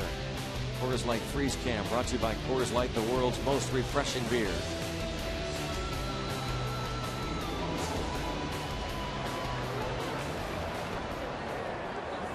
Tony Watson coming in. As you take a look at the bearded one, Neil Walker at second base. Ladies, nice to see you at the ballpark. Tony Watson, nice to see what he did the other night. 2 2/3 innings of scoreless relief. Coming on to work here in the top of the 6th. And according to Clint Hurdle, now that they have added Jason Grilli, maybe Tony Watson will be a long man. Of course, he has long been a starter in his professional career, converted to the relief role last season.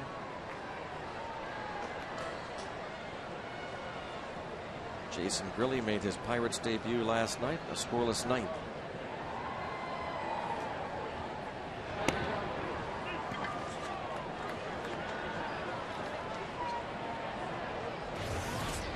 Wasn't the easiest scoreless inning he'll ever have, but it was a 0.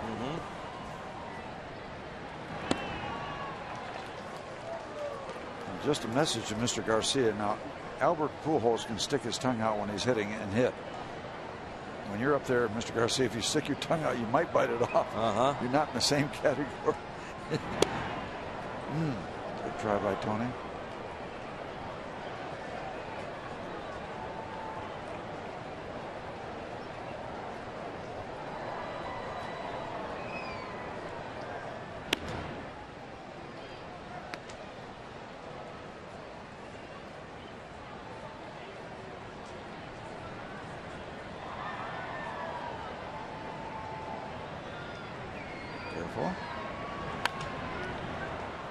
Fly ball toward right center.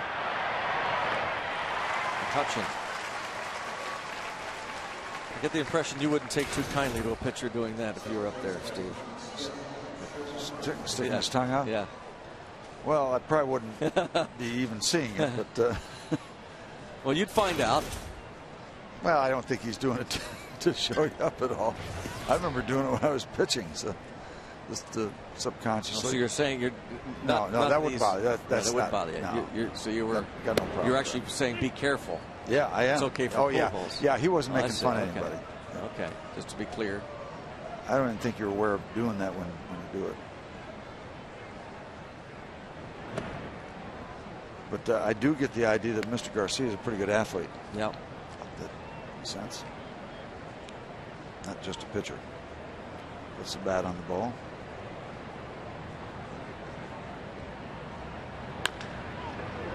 To the mound. Nice play there by Cedeno. We'll talk about Cedeno, his return, and came into tonight's game with an 11-game hitting streak. Returned to the lineup last night, and it really does solidify that shortstop position. He has only 5 errors this season. He makes this play comfortably. Just quietly having a real strong year defensively is Cedeno. Turns an interesting, not easy play into one that looks like one. He is tied with Jimmy Rollins in terms of fielding percentage among shortstops, second only to Troy Tulowitzki.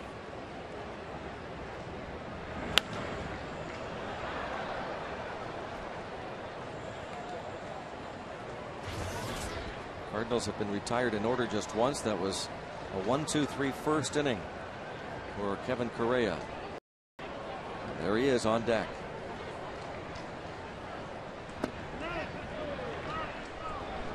Las Diaz said he went. McHenry, after the appeal, got it. And Las Diaz said he offered. So 1-2-3 go the Cardinals. They're up by 6.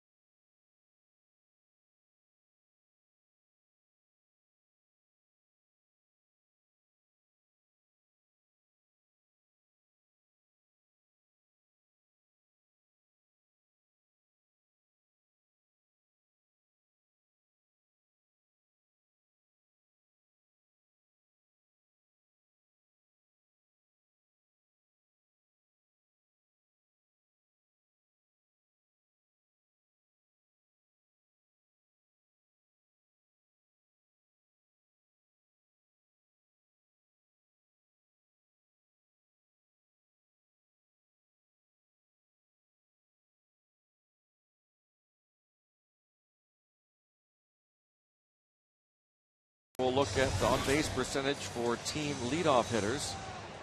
Chase Darno will step to the plate. And leadoff hitters for the Bucks have done really outstanding work.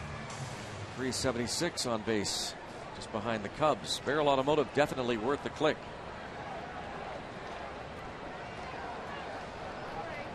Cheering for the Bucks. Oh, that's blonde right there. That is really, really blonde.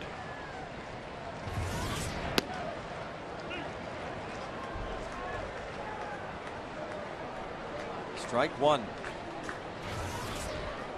Darno, one of 4 Pirate hits. Diaz has 2. Brandon Wood, the RBI single in the second.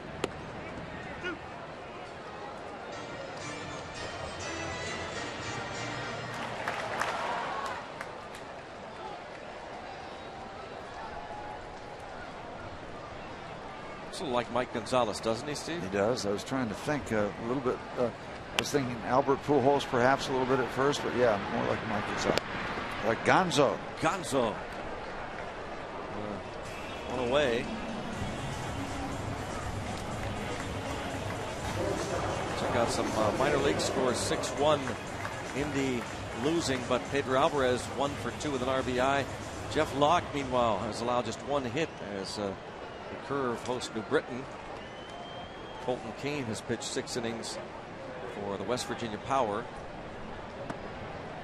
A rain delay in Bradenton. The Marauders. We know that Jose Tabata is not in the lineup again. Because he's here. That's right. We understand he was here yesterday, being checked out by team doctors. So Jose Tabata in uniform, but still on the disabled list. Line drive to center. Will carry out to Jay.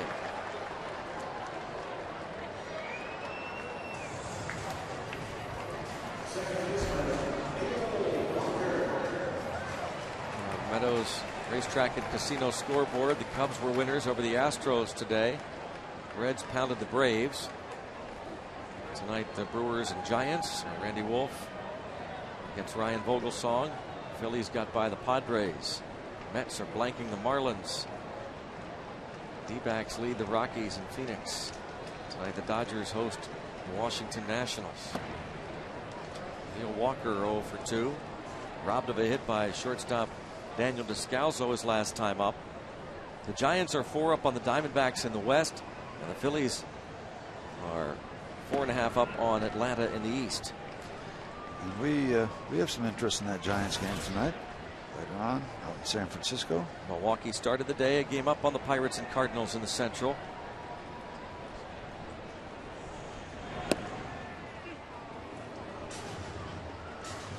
Brewers were winners last night. That game at AT&T Park in San Francisco.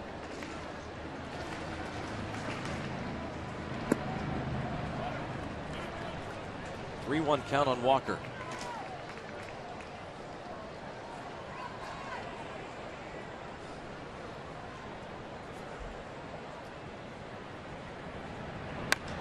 Line to right. And extra bases.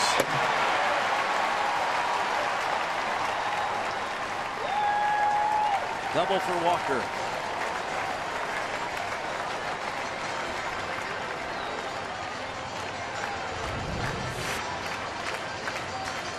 Finally gets it over Albert Pujols' head. Couldn't do it last night. 2 line shots at Albert. They were caught by the Cardinals first baseman. No catch in this one.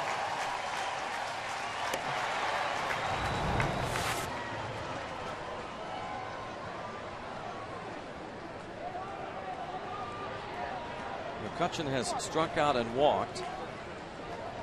Last night he was 2 out of 4 and hits this one to Holiday and left. We have completed 6 at PNC Park. Jaime Garcia and the Cardinals lead 7-1.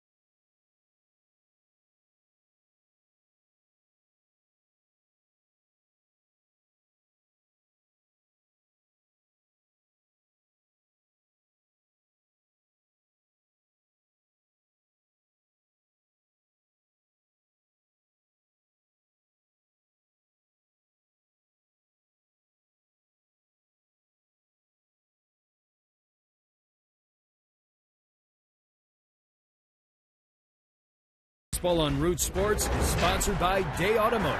We're going to make your day. Let's go Bucks! St. Louis up 7-1 in Game 2 of the 3-game series. The Cardinals won last night 6-4. And it's Albert Pujols leading off against Tony Watson. Strike one. Pujols RBI single in the 5th.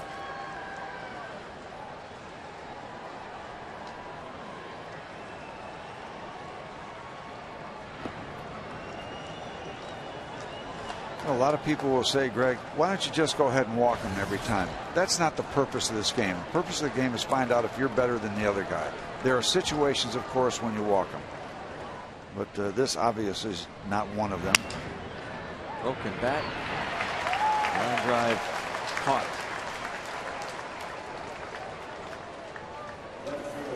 Tony Watson, a nice job against Pujols. Coming all the way across the hitting zone, in on the hands. Remember when Bonds was doing all that? They said, why don't you just walk Barry Bonds? Is that the purpose of the game? I mean,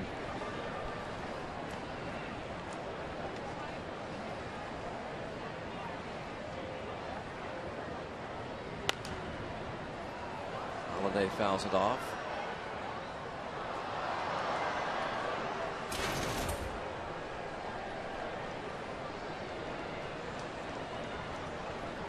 A double, a walk, and a strikeout for Holiday.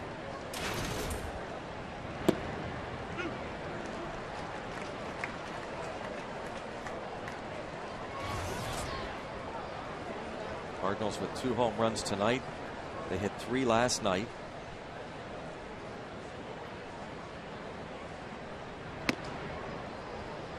Pirates, meanwhile, their home run drought continues. 54 innings without a home run consecutively, going back to their last stinger in Houston. Nick Punto on deck. Strike 3. Nice work from Watson. 5 up, 5 down.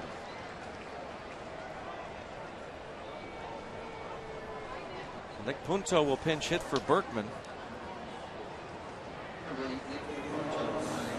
you know, you just piggyback that home run note with the fact the Pirates don't have the firepower to play a lot of catch-up baseball. The pitching has been so spectacular that you know, it kind of hides that, where they haven't been forced to play as much catch-up baseball as they have in previous years. But you know, we've said it and we've said it and we've said it, that the pitching cannot run the table for an entire season. You're going to have offense that can get the job done when you're not pitching very well. That's a fact of life in a long season.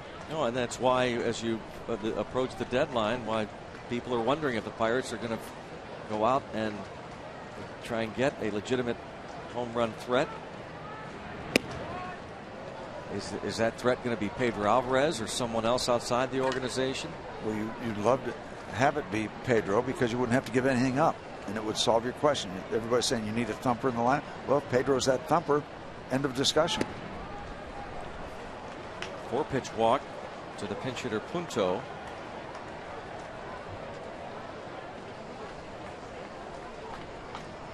Glenn Hurdle was talking about Alvarez before the game today,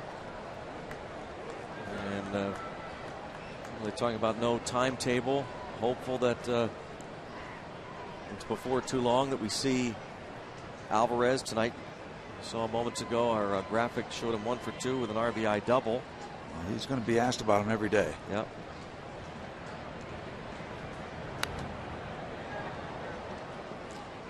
I'm sure that'll be discussed tomorrow with the Neil Huntington show.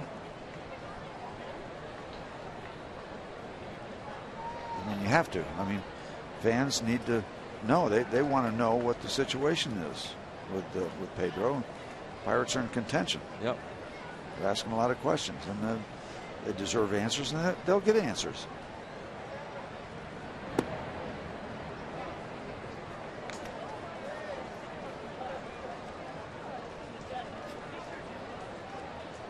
There's the other thing that comes into play here, Steve. What will these other teams in this division do over the next 8 days? The Brewers going to go get someone? Are the Cardinals going to go get somebody in the rotation, or someone for the end of the the bullpen. Yeah, they want to win too. Reds are talking. They might trade.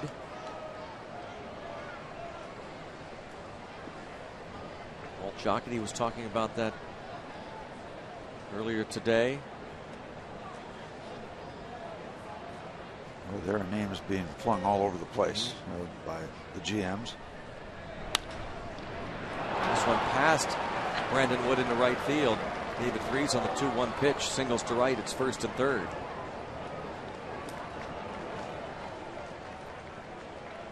Well, you know, interesting thing that Neil Huntington talked about a couple of weeks ago. We were asking him about trades and what other clubs are asking.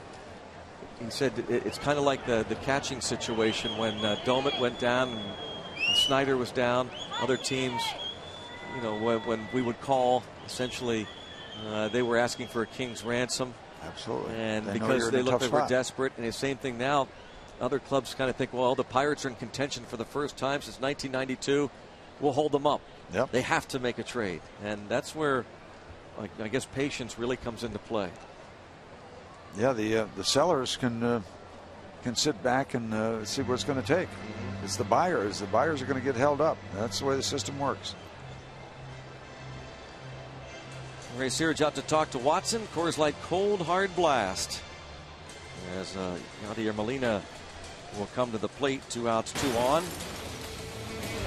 Cold hard blast brought to you by Coors Light, the world's most refreshing beer. And this is a home run that is fair off the foul pole.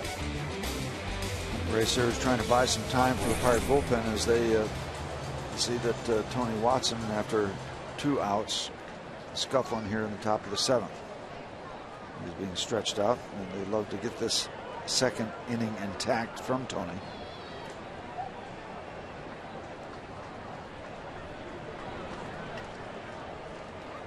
Jason Grilli. Saw him last night.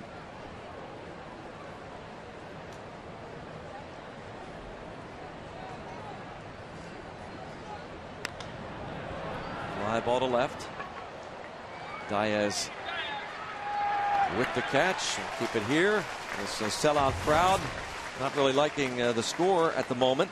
Still, Pirates will have 3 more shots. And for the 7th inning stretch. 7th inning stretch time. We invite you now to stand, follow the bouncing Eaton Park Smiley Cookie, and join everyone watching at home on Root Sports as we sing "Take Me Out to the Ball Game."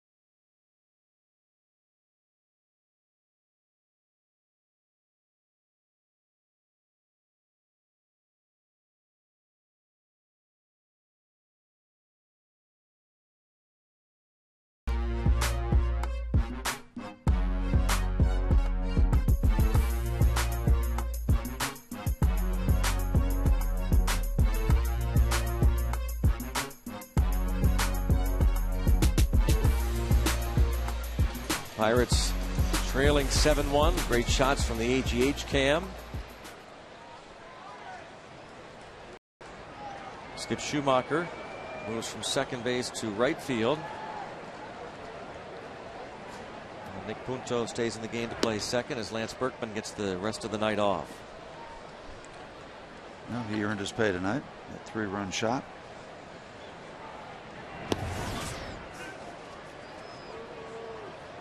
Steve Pearce 0 for 2.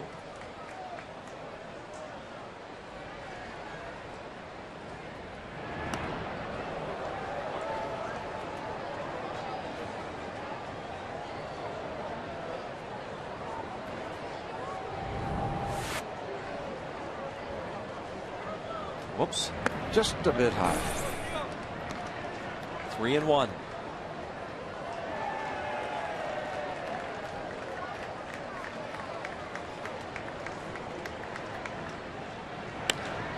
And Steve Pearce has his first Pirate hit since his return from the disabled list. 6th hit for the Pirates.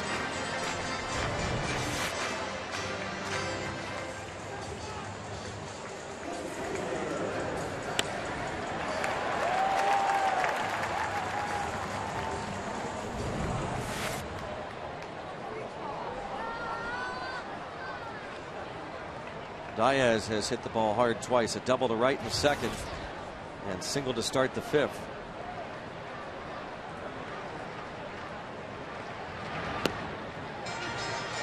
And they're still lined up defensively in kind of a conventional configuration.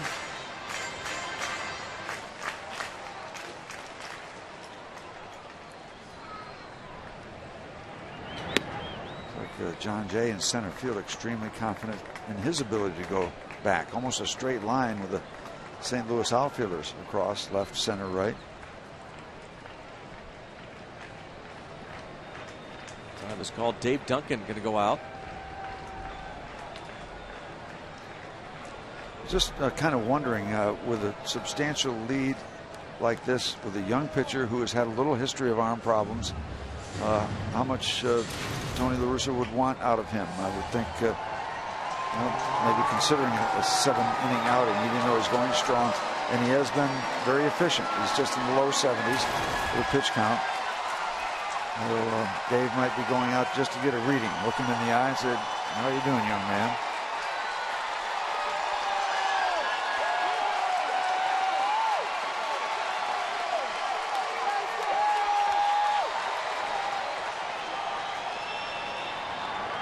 Pokes the Pirates into a rally. And that is just foul.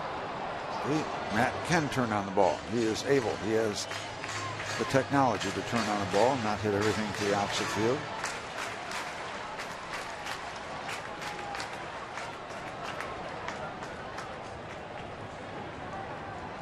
Still looking for that first home run as a Pirate.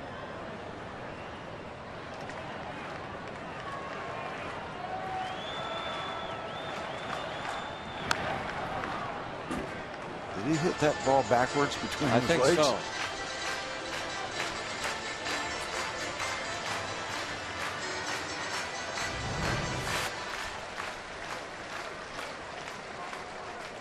Wow. I think he did. I think he did. It's not easy to do. And it's not very safe. Unbelievable.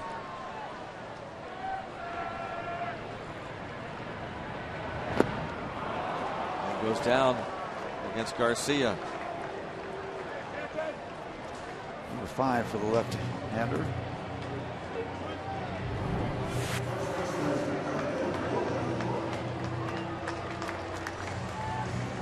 Kind of came up through the minor leagues as having one of those exceptional curveballs downstairs. Showed how effective that could be right there.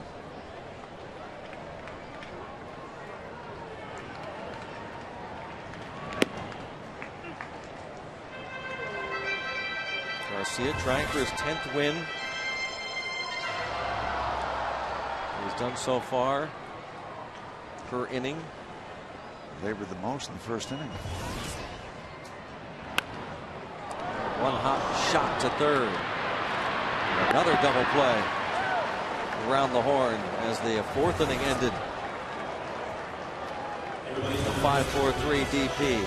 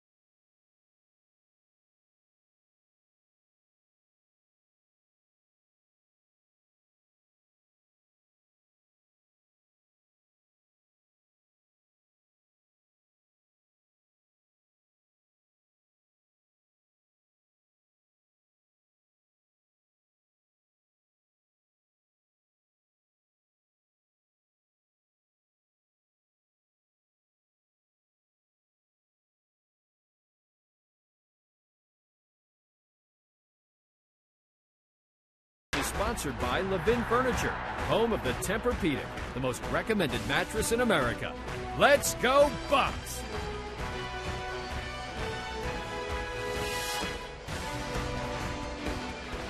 Fireworks will follow this game. You know it'll be a good show. And tomorrow, Pirates and Cardinals, 1:35 Kids Day. All youngsters 14 and under get a Jose Tabata replica alternate jersey courtesy of Chevrolet. Come early for the #1 Cochran Kids Fun Zone on Federal Street. Stay after the game. All youngsters invited to run the bases thanks to H.K. Anderson Pretzels. Go to Pirates.com for tickets. And Jose Tabata has returned. Not active, but on the bench. And by the way, we see that at Victory Field in Indianapolis, Pedro Alvarez has homered. We're just talking about that moments ago. You wonder how close Alvarez is. And it'll be directly correlated with the success of the Pirates. The more the Pirates struggle, if they do, the more interest you will hear about when is Pedro going to be back. When you're cooking along, win a lot of ball games, yeah, there's interest, not the urgency. Right. Got a feeling if this doesn't work out tonight, there will begin to be some thoughts of urgency. Hey, let's go.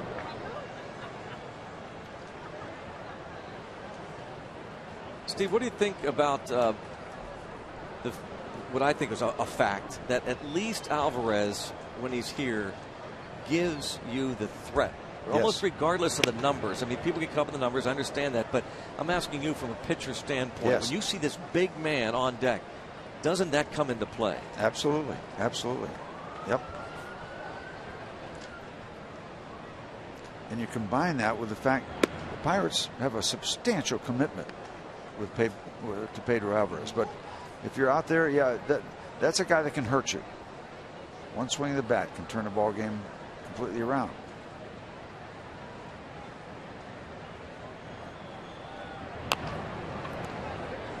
Dribbler gonna be an infield hit. Can't do anything about that one. Once it stays on the grass, you see how close the line is to the grass, but when it stays on the grass, nothing you can do. The minute that ball gets off the grass, many times it's just going to go across the line because the line is so close to that edge.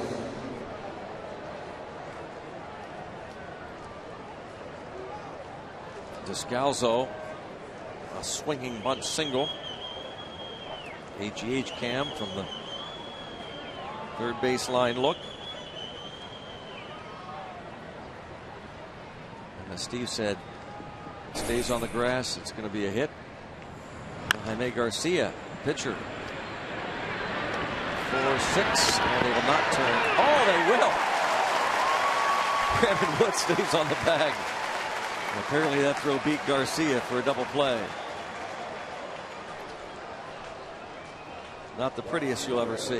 Yeah, it was a high chop, so really it takes a little time, as Neal can't really force the issue by coming in on the ball, but they get the call.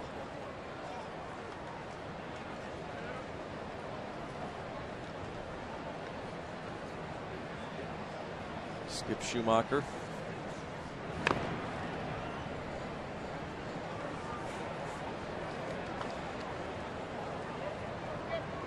One for 4. Kevin Gray on the hook would fall to 11 and 8.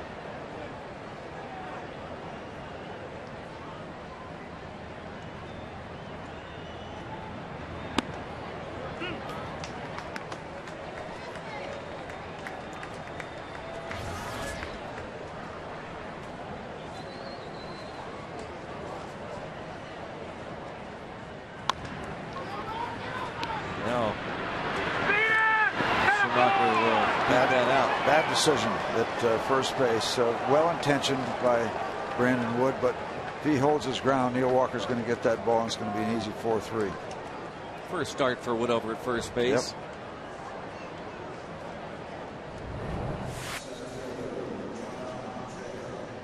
There's the chop. See Neal coming over. He's got a very comfortable play there, and just one of those decisions that it's going to happen because you're not over there on a regular basis.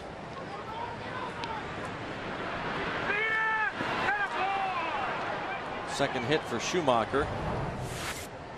And the 11th for the Cardinals. Going to double figures the second straight night.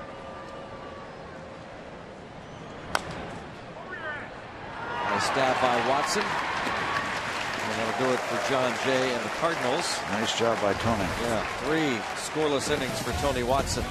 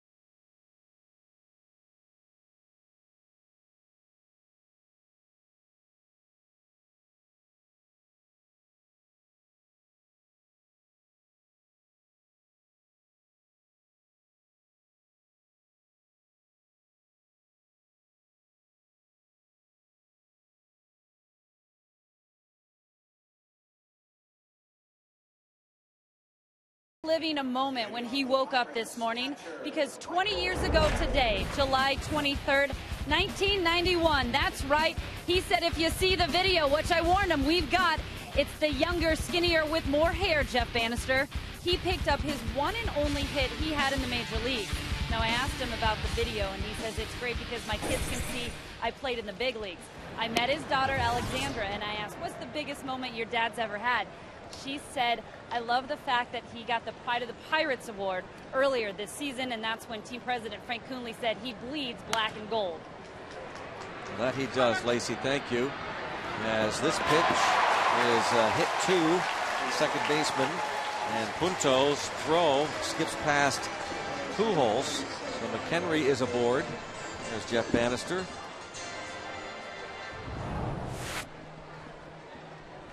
Another look behind second base. Punto had more time than he realized.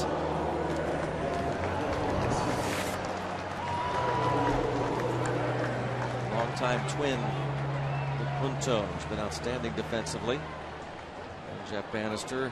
Yep. Wore a good number back in the day, 28. A lot of hits left in that uni, Jeff. Steve Blass's uniform number.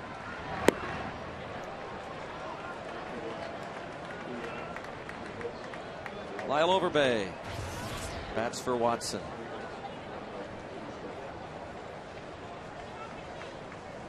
Busy bullpen for the Redbirds.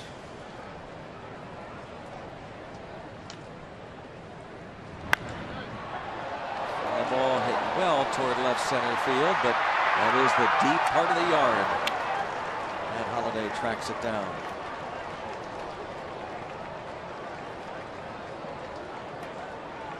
So long out for Overbay, one away in the 8th inning.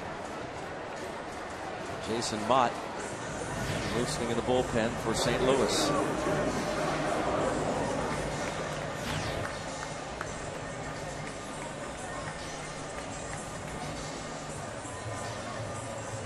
Darno, infield hit in the first and stole a base, grounded out in the 3rd and 6th innings.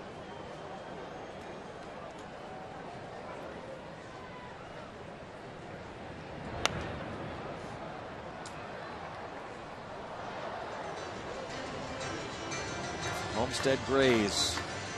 Pirates And Cardinals honoring a great Negro League team as this weekend continues, African American Heritage Weekend.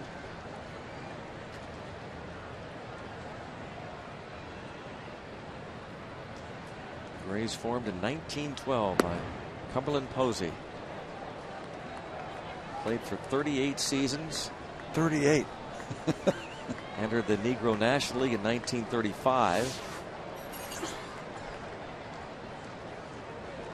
Josh Gibson and Buck Leonard really powered the Grays. 9 consecutive National League, Negro League championships. 3 Negro League World Series titles. Well, they used to call Josh Gibson the Black Babe Ruth. Yep. A lot of people called Babe Ruth the White Josh Gibson. He turned that thing upside down too. He was that good.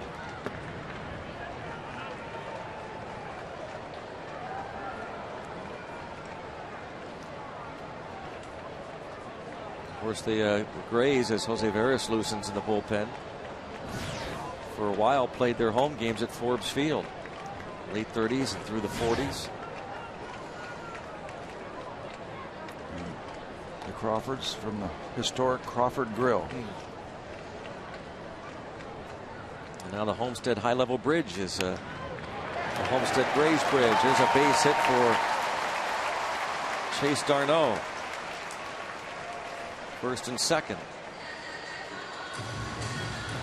Brings up Cedeno. How much longer LaRussa will stay with Garcia?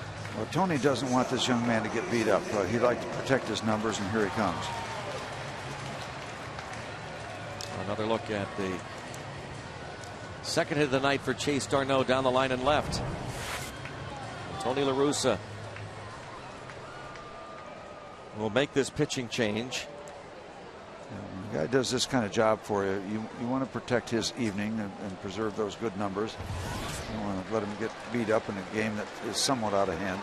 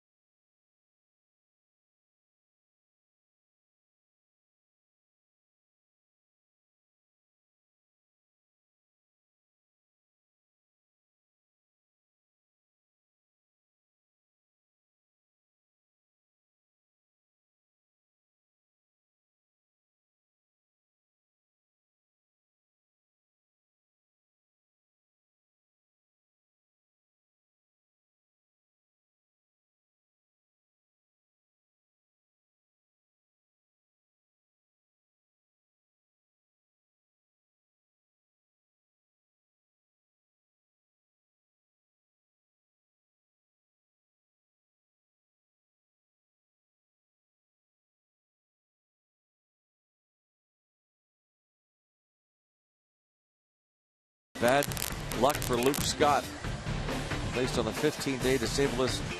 Tore his right labrum in his first game back from rehab. Adrian Beltre on the 15-day DL. Hamstring troubles. Edgar Renteria replaced rookie Zach Cozart in the 4th inning. Had a couple of hits, 3 RBIs as the Reds pound the Braves. Hyperextended elbow for Cozart. Chase Utley 3 for 3, a pair of homers. The Phillies beat the Padres 8-6. Not enough of the Phillies have that kind of pitching. But Chase Utley getting revved up.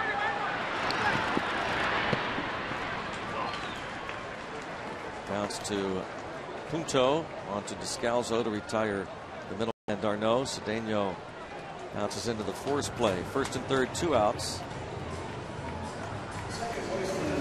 So Garcia goes 7 1/3, giving up 8 hits. just 1 run, walked 5 strikeouts. Still responsible for the runner at third base.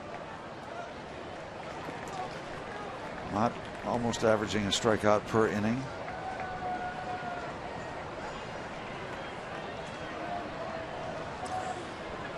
Very impressive outing for Jaime Garcia. Keeps it going. Got a chance to go to 10-4 after a 13-8 rookie season.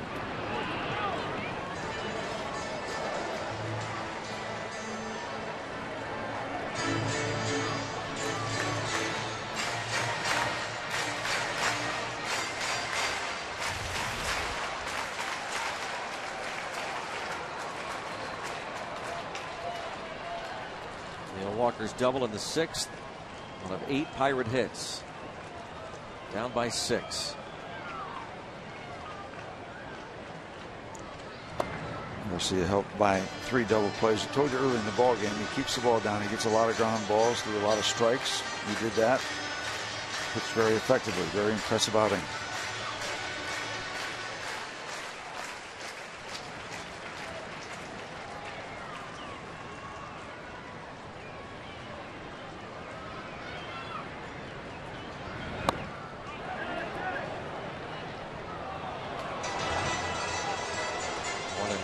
Instead he went on that 94-mile-an-hour fastball.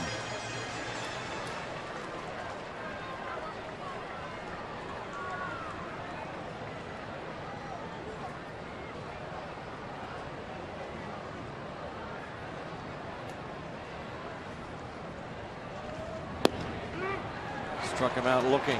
97 miles an hour. Head to inning number 9, 7-1 St. Louis.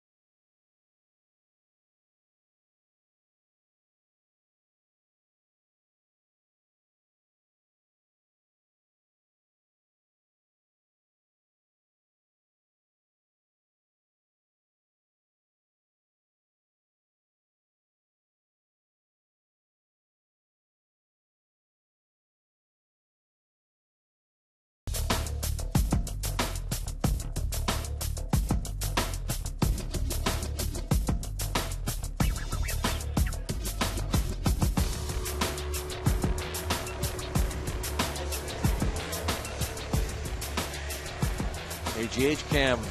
Pictures of the game. Good stuff. You know, that glove coming down on the ball is like those monster movies when a huge insect comes down and picks up an entire city. I was thinking of the same thing. Yeah. That's exactly right.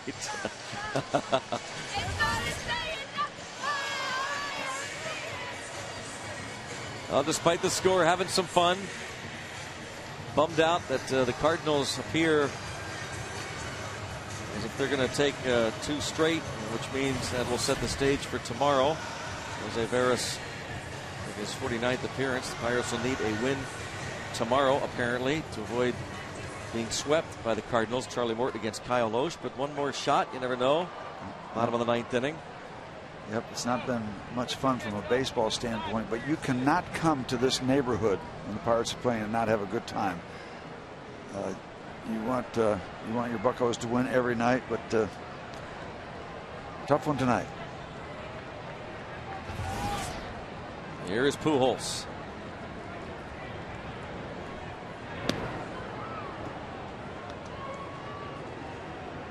Albert has been somewhat contained, although he had a key base hit to keep the momentum going in the top of the 5th when they put up the big number, the 5 spot.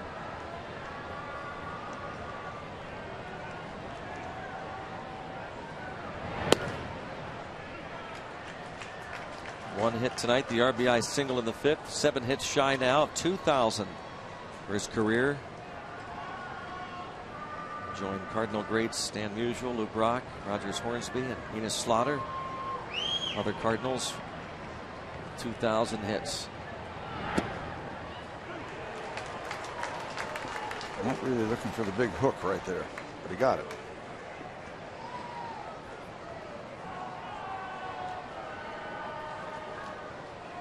How many hits, RBIs, home runs will he have when he's finished playing the game? How high can you count? Yeah. 430 career homers. 41st all time, one shy of Cal Ripken. And not a #1 draft choice. What, 10, 12th round? 13th round, yeah. 31 years old. Apparently heals well also with wrist.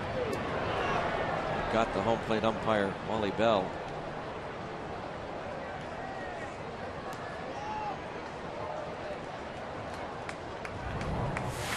Up and in, and then back.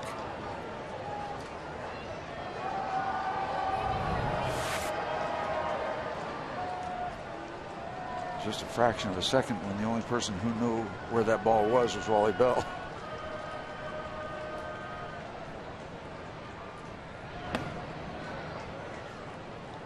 See, there you see the basic fundamental approach: up and in, down and away to Albert. Go conventional and take your chances.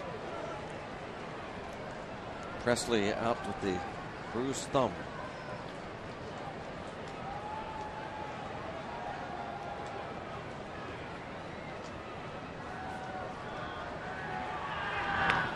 And he walks. I think too have so many incredible things about Pujols.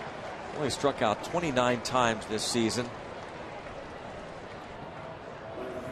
Only 2 other players in the league that are tougher to strike out than Pujols: Placido Polanco of the Phillies and Jose Reyes of the Mets. 22 homers, 60 RBIs.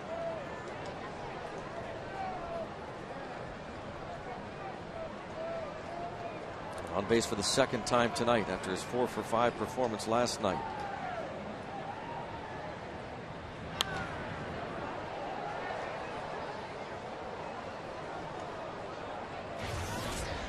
Well, you know, you take an overview of what's been happening for the Pirates. A great run, but then you know you're looking down the barrel. This homestand, Cincinnati, St. Louis. Now you're going to Atlanta, Philadelphia. You got a lot of stuff going on, and what you want to do is maintain what you've accomplished. You don't have to run the table and win every ball game, but you just don't want to get buried.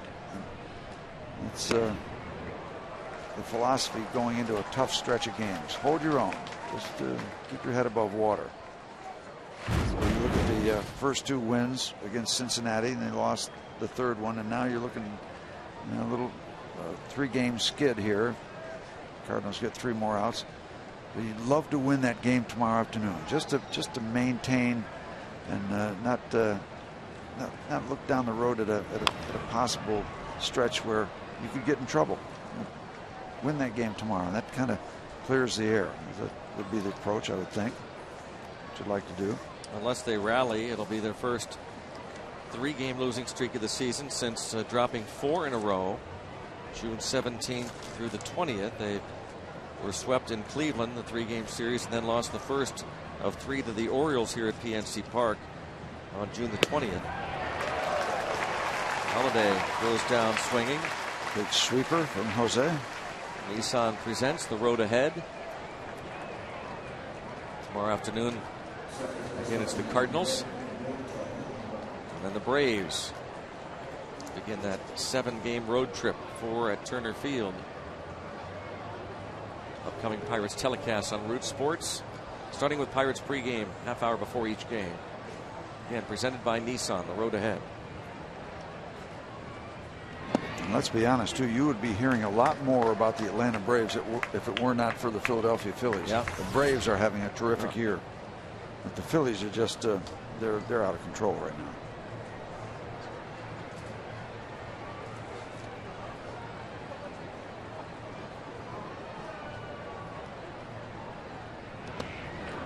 So, point being, Charlie Morton could come up big tomorrow. That would be huge for the Pirates. That would be a huge win, all things considered, in the big picture.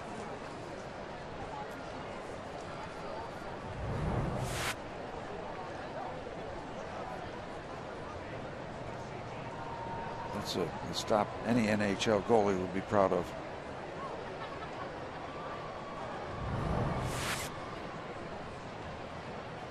I guess we need to use the word save.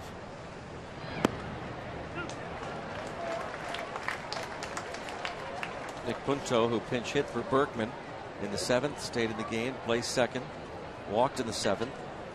Nice job from Tony Watson. Yes, indeed. 3 scoreless innings of relief. Save some arms. Yep.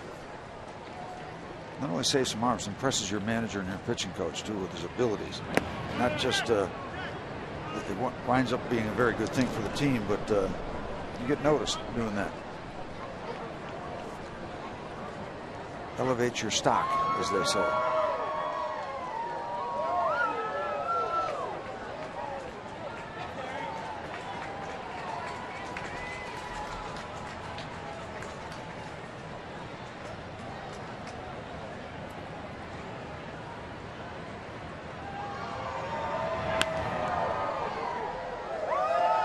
Punto batting from the left side against Veras.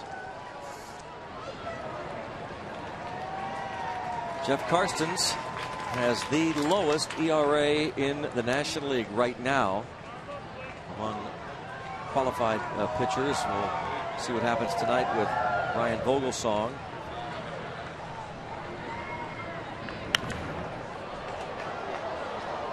As much as we'd love to see Karstens stay atop, I'm actually kind of rooting for Vogelsong. He's taking on the Milwaukee Brewers in San Francisco.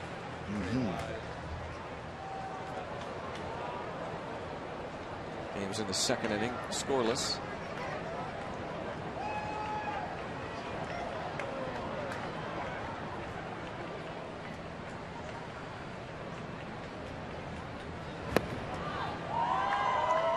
And now 3-2 on Nick Punto.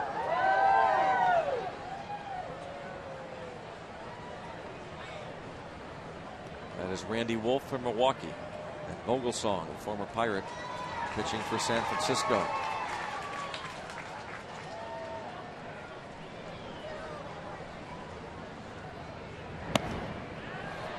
Veras walks Punto after striking out Holiday.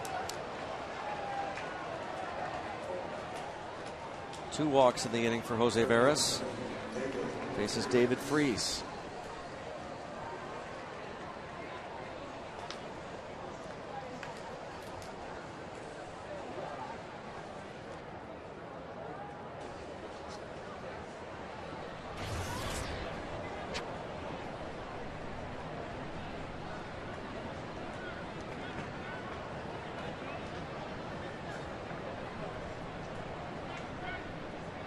Freese 1 for 4.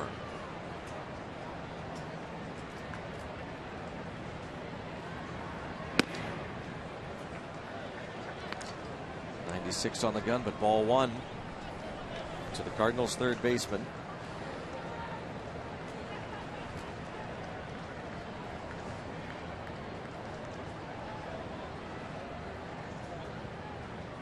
Freese was acquired from the Padres 4 years ago on the Jim Edmonds deal. We're talking about earlier some of the players the Cardinals have brought in July over the years. Jim Edmonds being one of them. Edmonds put up some outstanding seasons for Tony La Russa and the Cardinals. And then they traded him in December of 07 for David Freese. Tony La Russa's 16th season as the skipper of the Cardinals. Closing in on some, what, 2,700 wins? Yeah, all time he's third on the all-time managerial wins list with the 2,690. John McGraw is next on that list, 2,763.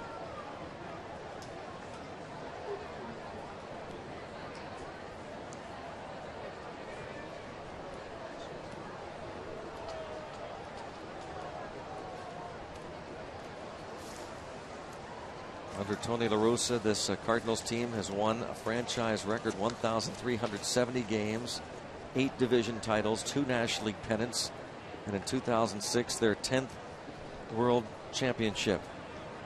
So say what you want about La Russa, but he is consistently leading his team to contention, regardless of those injuries you talked about earlier, Steve. Boy, they have to patch some things together. It seems like every year, though, the Cardinals have to go through something like that. Freese with a drive to right toward the corner. And Pierce pulls up. This will bring in a run. It'll be a double as Pujols scores. Ball hit into the right field corner. Long trip for Steve Pierce. This ball is down in that no man's land, right in front of the chalk.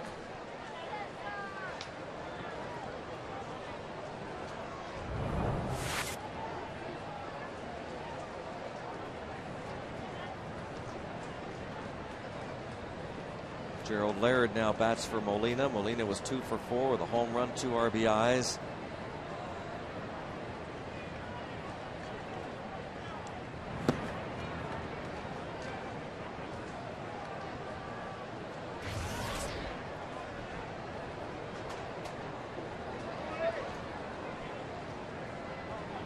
A dozen hits for the Cardinals.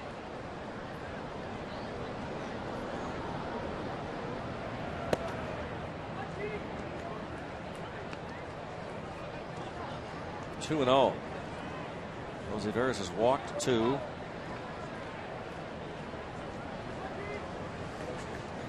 The RBI double by Freese makes it an 8-1 ball game. Laboring Jose Veras.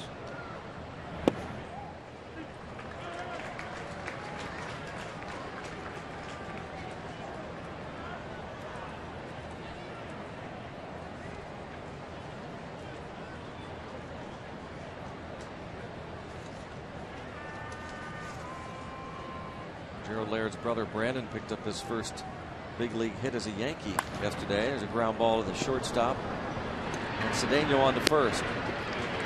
8-1. Go to the ground ball that will produce the 9th run. A ground out. Cedeno going on to first. The RBI for Laird is a pinch hitter for Molina, making it a 9-1 ball game. Scoring Punto. Brings up Descalzo. 2 in the 9th.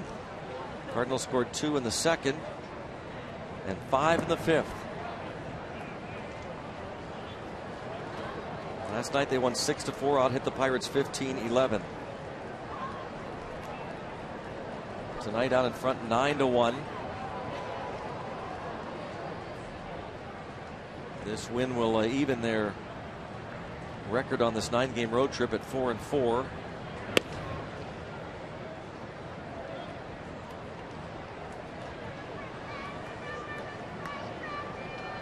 They dropped 2 of 3 in Cincinnati, lost 2 of 3 to the Mets, but they're going to win their first 2 here at PNC Park. The Bucks took 2 of 3 from the Cardinals in April.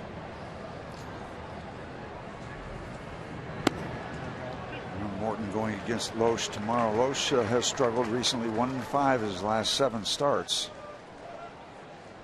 And we'll be watching again to see about that inflammation of the right middle finger, to see what impact that has. Charlie Morton will make his 6th career start against the Redbirds. He beat Loesch in his first start of the year, April the 4th in St. Louis.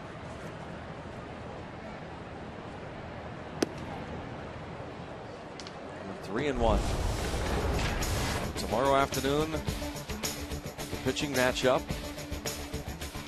Looks like a pretty even match according to the numbers. Morton's last start, 2-0 win over the Reds on Monday, went 5 scoreless.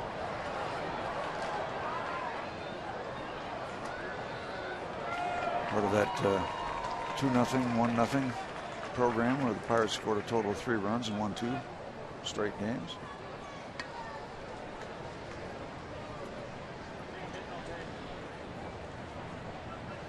Joe Vimo ready. In case Jose cannot close the door, close the deal. The door is open. It's been open.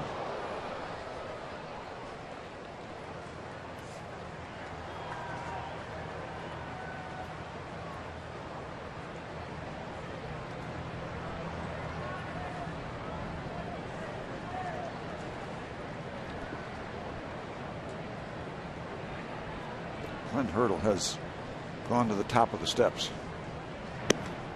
Yep. Here he comes. Didn't want to have to go to Beimel.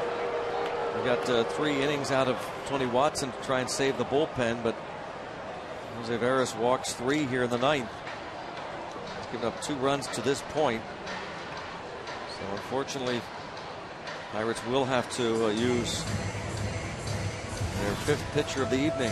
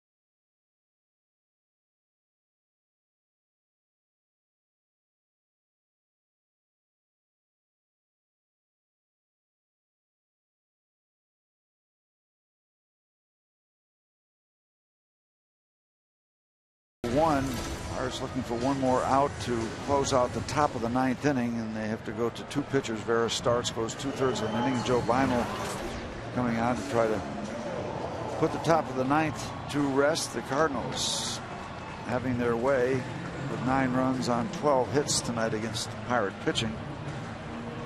Clint Hurdle hoping not to have to go to another pitcher here in the 9th inning, but has to go to lefty Joe. And Jason Mott, who came in to relieve Garcia, will have a rare at bat. His first of the season.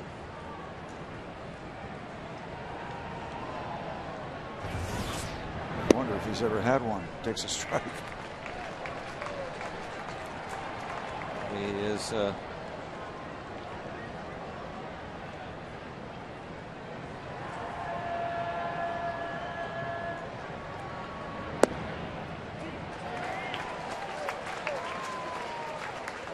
two. He is in trouble. Former catcher, converted 5 years ago to the pitching position. Jason Mott, who was signed in the 19th round of '03 as a catcher.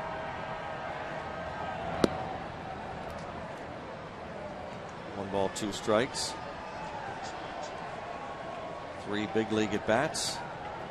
Had 2 last year. Career 191 average in the minors. Doesn't need those batting gloves.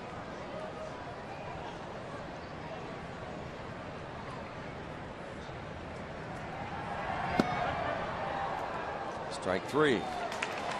2 more runs for the Cardinals. And to the bottom of the 9th. 9-1 St. Louis.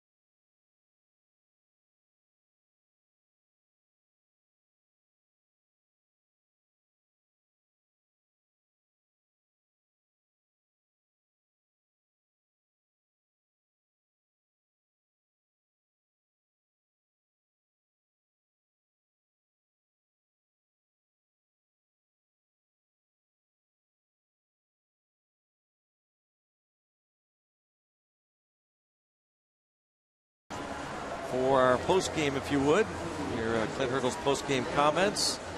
Dan Potash and Kent DeColvey. We'll also have some comments about this game, which got ugly pretty early. Kevin Correa having problems in the 5th inning, gave up a couple in the 2nd, and then it got away in the 5th with a 5 spot for the Cardinals. And there's all kind of pitching or all kind of changes for the Cardinals. First of all, PJ Walters. Tony Lou Russa. Yeah. He likes to do this. He's got. What do you got for the us? catcher goes from catcher to first base. PJ Walters comes in. So we know who's on first. Right. I think. So Gerald Laird. Yeah. Came in to hit for Molina. Tony Cruz catches.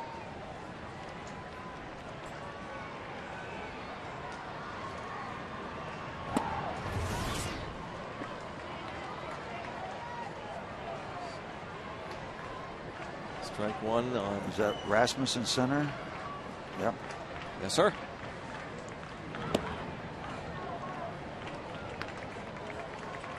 Rasmus.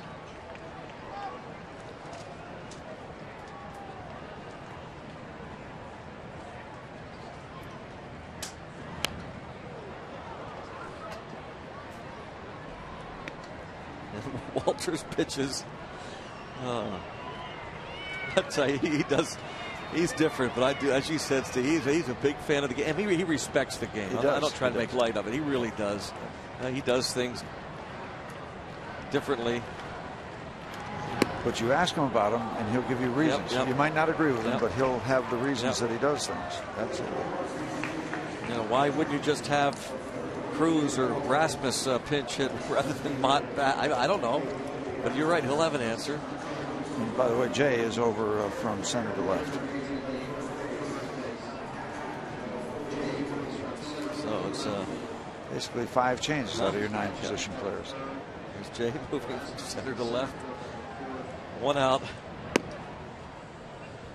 Steve Pearce.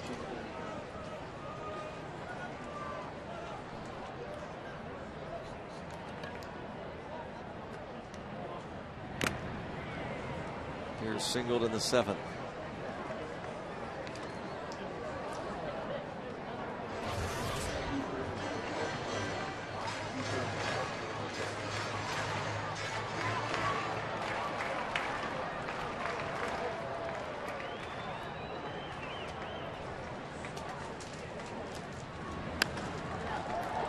Popped up.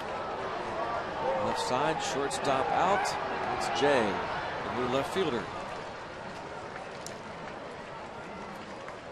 2 down in the 9th.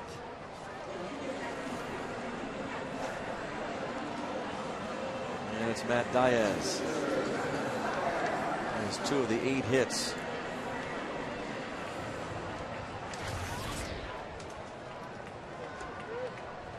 Garcia will go to 10-4.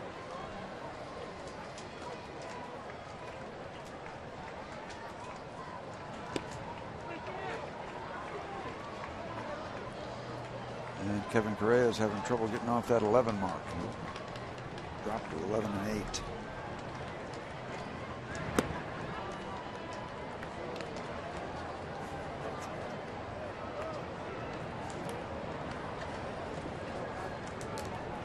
One ball, one strike on Diaz.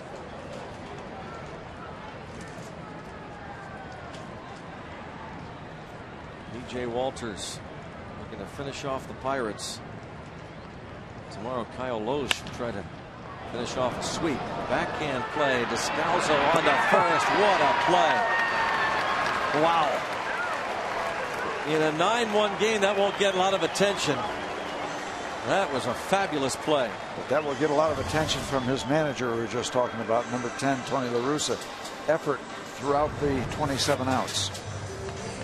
Worth another look for sure. Chance for Diaz to have a 3-hit night. He is robbed. That's a strong throw when you're up in the air. Daniel Descalso started only a handful of games at short. He, along with the rest of the Cardinals, had an outstanding night. We need a strong Charlie Morton tomorrow afternoon. Do we ever?